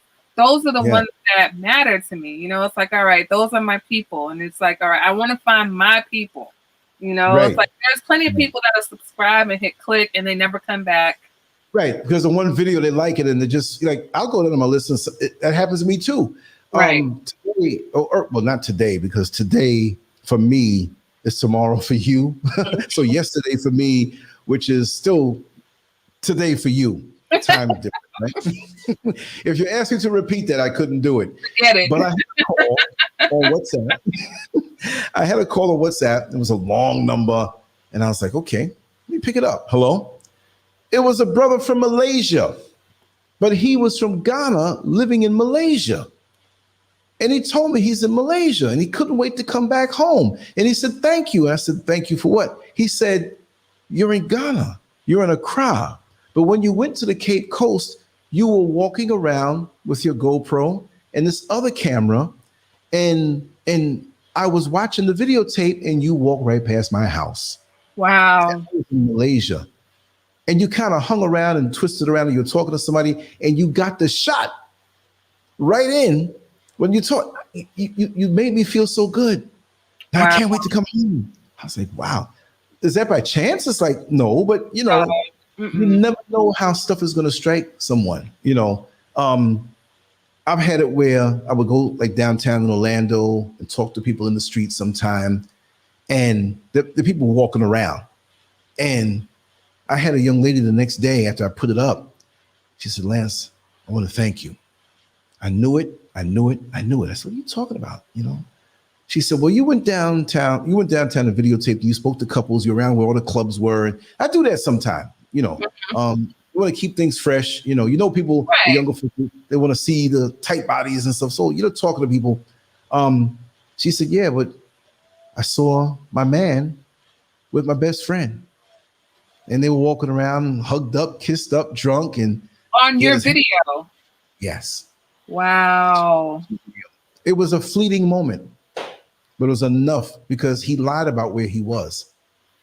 But he was down. And I'm like, I'm not telling him what to do, but you went downtown where people could see you. I'm not saying, I've had my devious days when I was younger, but I mean, like, how stupid can you be? I mean, why would you want to do that? Like, just get whatever. But like I said, some people, they are the way they are. But a lot of things have happened on video. When I first came out to Ghana, I was at the what do you call it? The art center. They call it that. It's a little place with all these guys, sell paintings and stuff. As a matter of fact, one called me early. I got to go see him within the next few days. And this young lady came out with a phone in her hand and she was like, excuse me. And I'm like, yes. I was doing a live stream at the time, right? Excuse me, somebody wants to talk to you. I'm out in a different country. And a stranger walks up to me. Let me just say, Brother Dave, I'm live. I'm going to call you right after, man. I missed your other calls. And, Okay. All right. Okay, cool. But Beauty. Hold on one second. Sky Beauty has a question. Sure.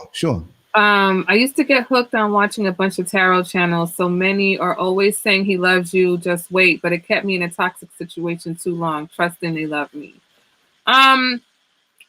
Yeah, with the general readings, again, it's about, I guess that's why a lot of time people put that disclaimer, if this resonates. A lot of readers stick to that, does he love me? Does he not? Love me not. But if that's not your question, you know what I'm saying? That's not always the question. It's not always about if someone loves you or if they love you not. It's about what you're in right now. So if you feel that you're in something that's toxic, it doesn't really matter. You already know that this person has feelings for you. It's about how they're treating you. So sometimes when you come to YouTube with a general reading, that reading may not have anything to do with your life or your situation.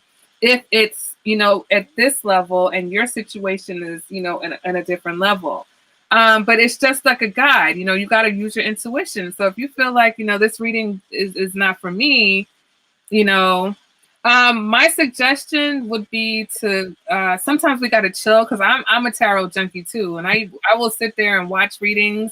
And I realize that YouTube will start feeding you readers that are similar, or titles that are similar. So you start seeing the same type of reading. So you got to be careful. And if there's something that you're looking for, maybe specifically search it, or sometimes just give yourself a little break from watching the readings so that you can, kind of get your own perspective on what's going on with you.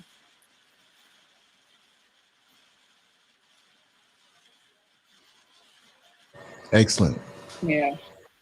Kind of gave you a little more space there because my head's so big. Oh, no. But tarot's like, you can get addicted to it because there's so many, so next thing you know, it's 3 hours and you've been sitting there watching, different videos. And I realized that I said, damn, I'm subscribed to people. I don't even see their videos. It's all people like, oh, if you watch Mystic Beauty, then this person. If you watch this person, then watch this person. And the subject is all the same, or the content is pretty much the same. And so I'm like, wait a minute. Like there's other readings besides just this kind of reading. So you got to be, YouTube, all this, the algorithm. Yeah, the algorithm thing. And then you have people who are trying to look out to see what others are doing. And they figure, well, that's the hip thing to talk about. Let me talk about that. Okay, there's going to be a certain amount of overlap, but I try to run the opposite way. Like, I don't want to be like everybody else, And sometimes there are stories that are out there that need to be talked about, because I do talk shows and I do videos in the street and little rants and whatever. So sometimes I see something, I'm like, I'm not going to talk about that.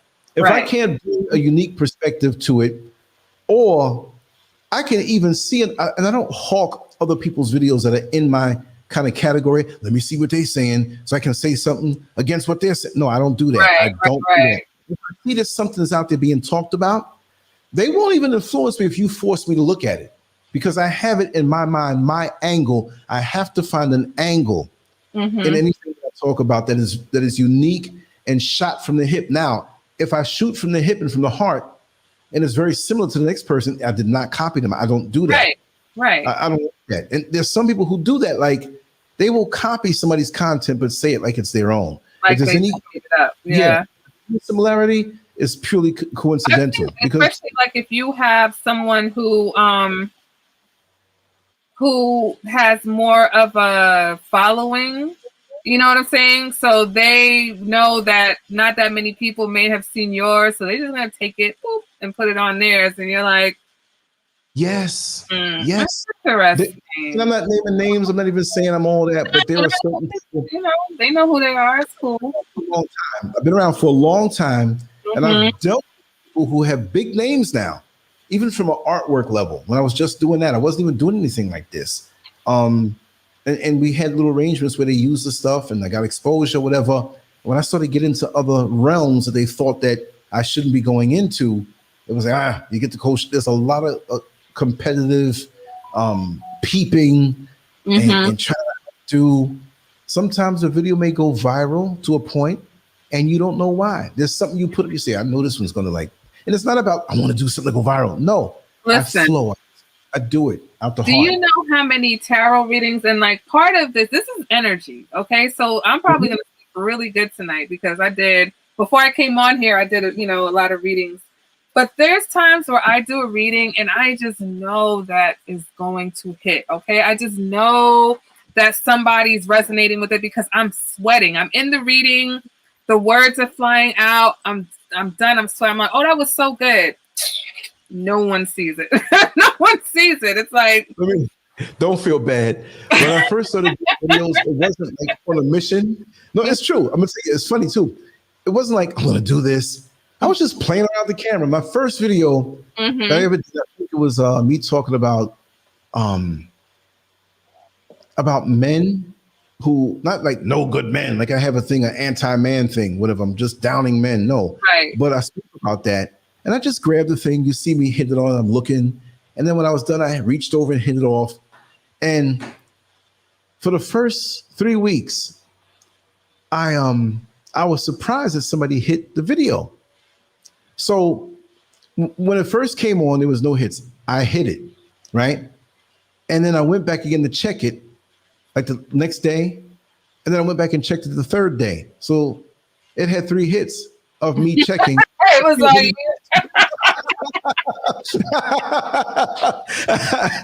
and my early videos that are so corny and no direction, it wasn't this LanceScurv brand. I got some corny behind videos, right? It was just me checking on it. Yeah. And maybe somebody who came there by mistake when I got the 4th one. I was like, that wasn't me, because I got 5 now. So that's somebody else. I didn't, and many of those videos it's funny. They still are like that because I put so much layered over the old ones that I look back on those and some of them got 2 hits, 3 hits, 5 hits. There's some videos I have dozens of videos that got like less than 10 hits. So it's all perseverance, but it wasn't like I'm going on here to be this guy. I just did it for fun, at that time. And then I got more pulled into it from the shows and the interaction, and it became, but I still do the other things, Empress Ella G was on, we were up talking, whatever, and I was working on the forum, and we found a attachment to the forum that would bring in blogs, all the written word I had, and put it in this one section of the forum. So when I hit to make the plugin connect, I'm looking on another computer with the forum page open, and all of a sudden, bing, bing, bing, bing, bing, bing, bing, bing, and all of a sudden it started populating. It was like, what? Like a bag of popcorn that's small. Up. And it was like, wow, I think we have like about maybe almost 1,200 written articles on there.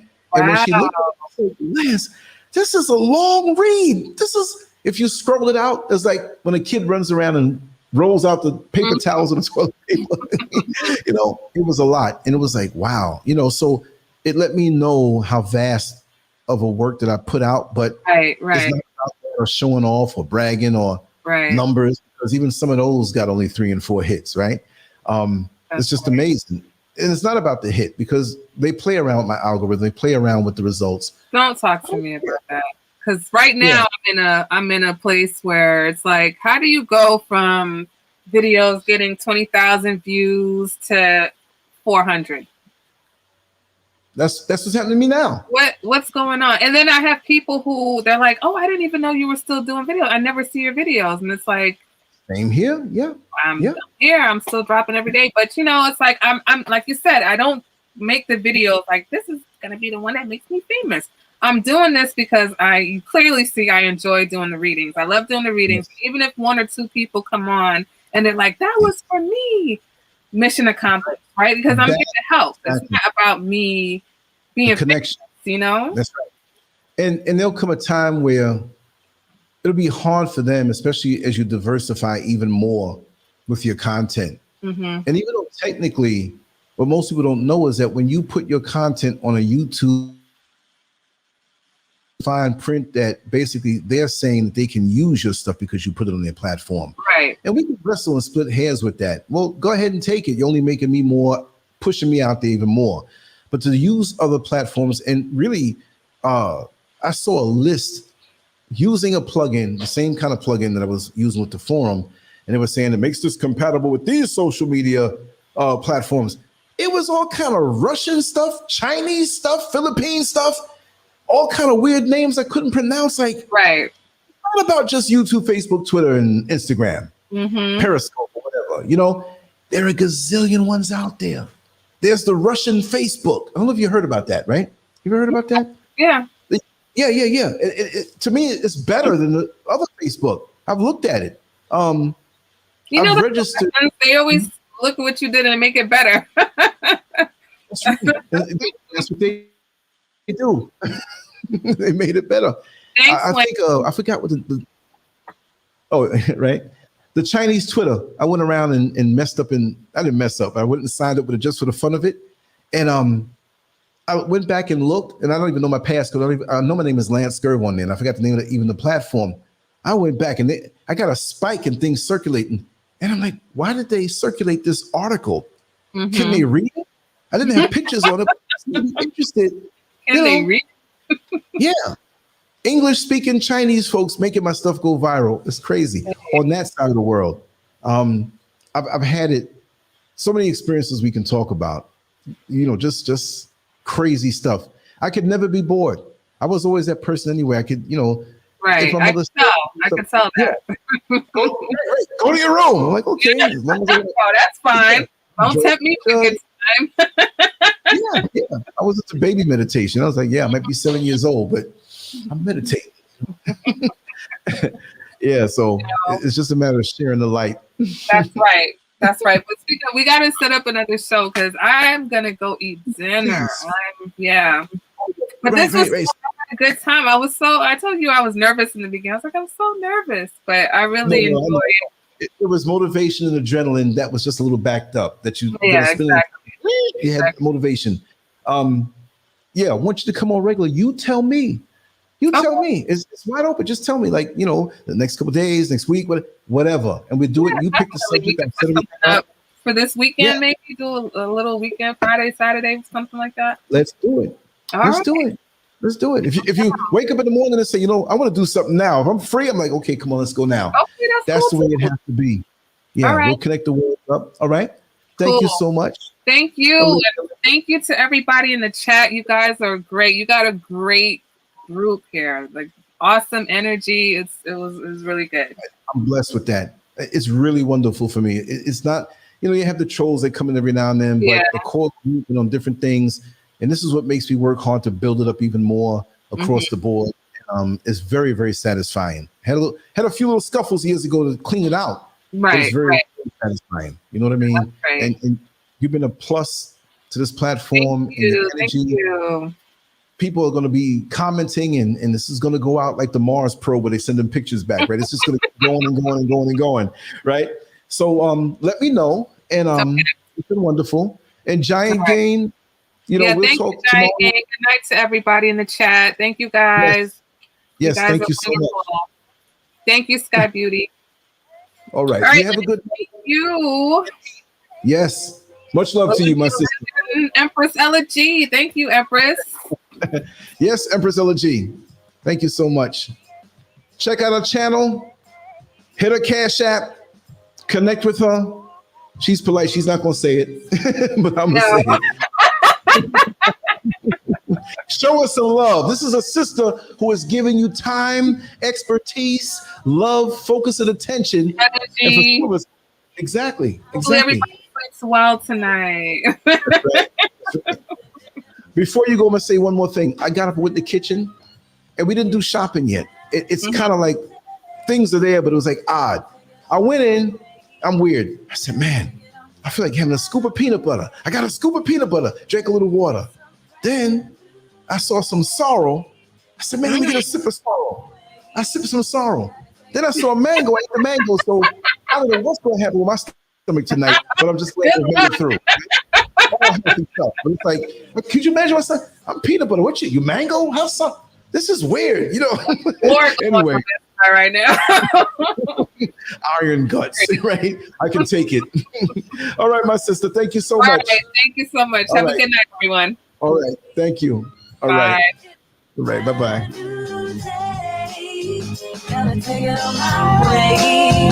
Gotta take it on my way.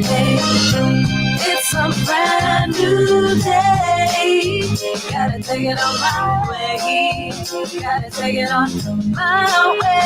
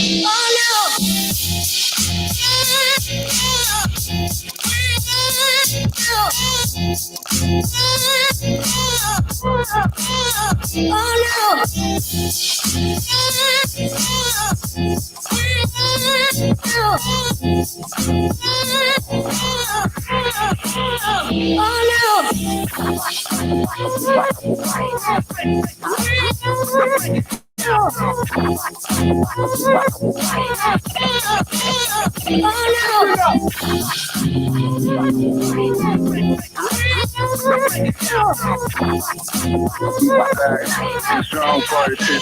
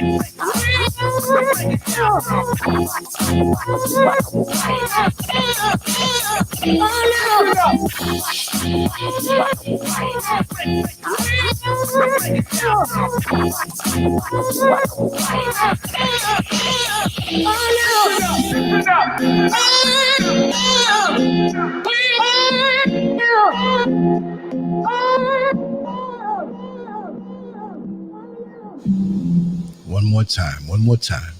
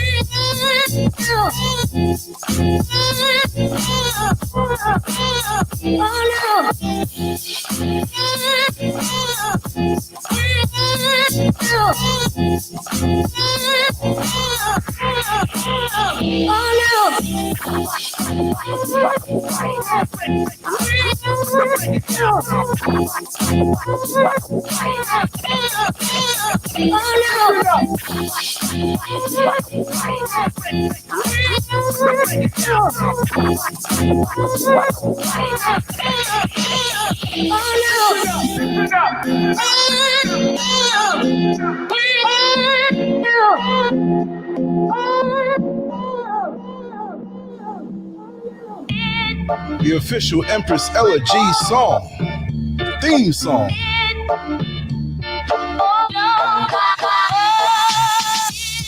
The trick is, what are the words to this song? Your guess is as good as mine, but I love it.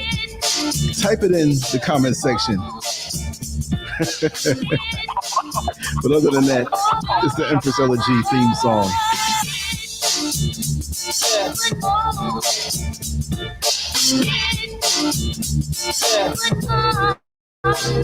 What do I think? That's like a bunch of women sitting around and realize they got older. We're old. We're old. I don't know what that part is. That's somebody's name. We're old. But I love this song. It's like a person who got a realization. There's a certain panic in the song. Like, oh my God. You know?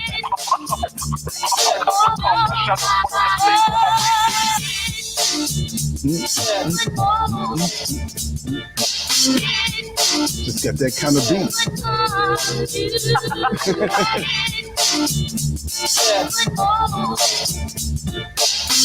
Give me the words. Let me know what you think. I like it. I'm grooving it. I got to play it again. For real. I like that. Already did it twice, but so what? I can do that. I'm Rick James.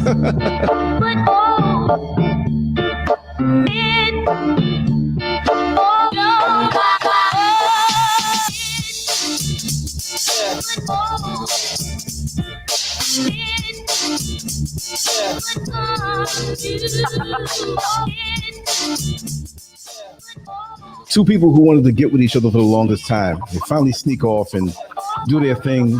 They've been wanting each other for 40 or 50 years. We're old. Homeboy don't work his parts. They just lay in a bed and hug with him. Hey, we have each other. Childhood sweethearts. Reunited. Now we're too old. We're old. I won't say put it in, but we're too old. We'll save that for the weekend. It's like I want to hear this song over and over all night.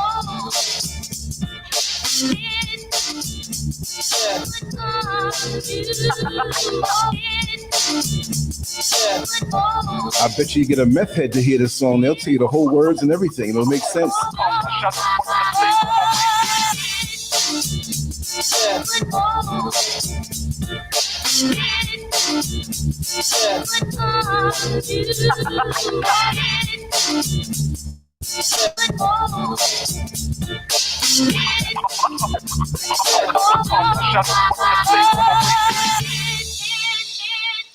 One more time and oh, I was trying to be cool. Oh damn, I thought it was another one coming. Just one time. Okay, let's hit something else.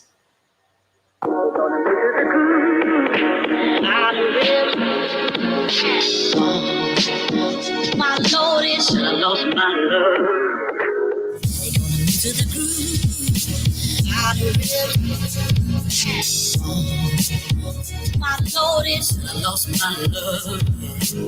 They gonna to the groove. I my Lord is I lost my love.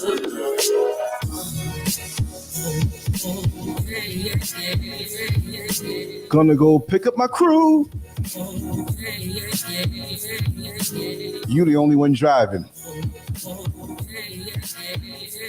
You gotta pick up 2 from the Bronx, 3 from Long Island, 4 from Brooklyn. Gotta go pick up my crew. You know they're saying groove though. My Lord is I lost my love. They gonna move to the groove.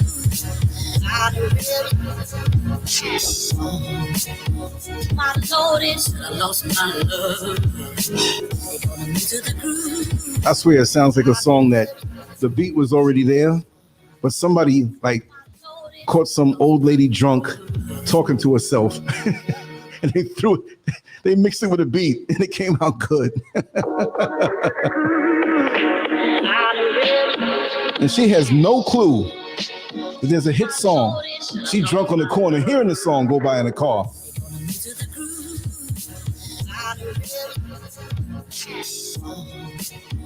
My Lord is I lost my love. They gonna move to the groove.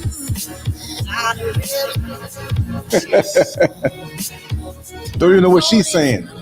Drunk as a skunk. Don't even know her left titty's hanging out. Yeah, yeah. And they always find themselves at the red light. Stadium is emptying out. Baseball game, football game, basketball game, concert, and they just right there acting up on the corner.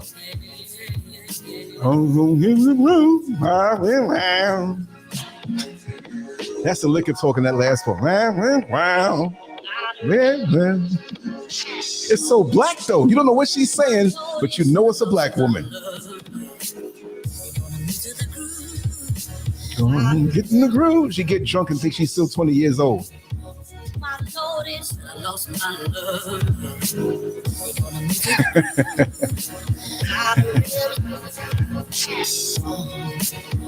My Lord is I lost my love. Anthill music, y'all.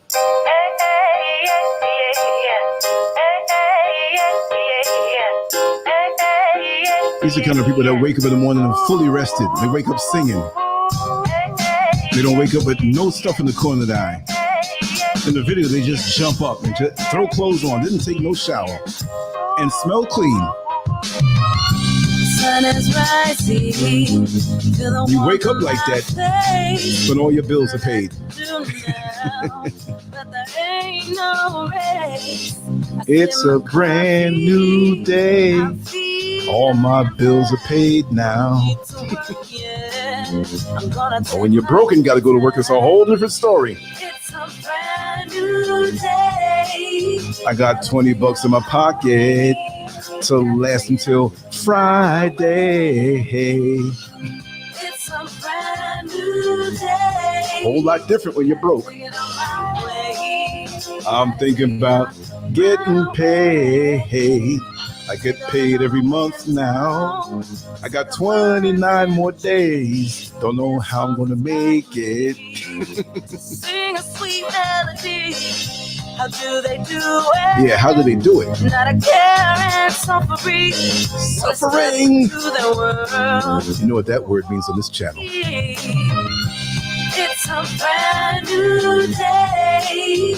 Gotta take it on my way. Gotta take it on my way. It's a brand new day. Gotta take it on my way. Gotta take it on my way.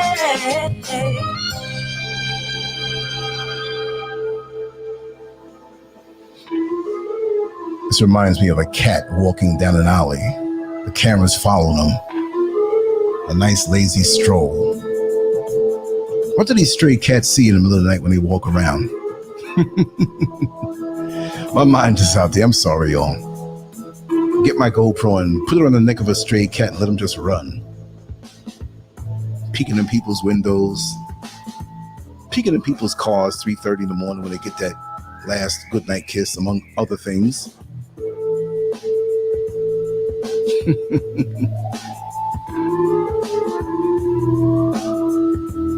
boom, boom, boom. I'm listening to the background. Boom,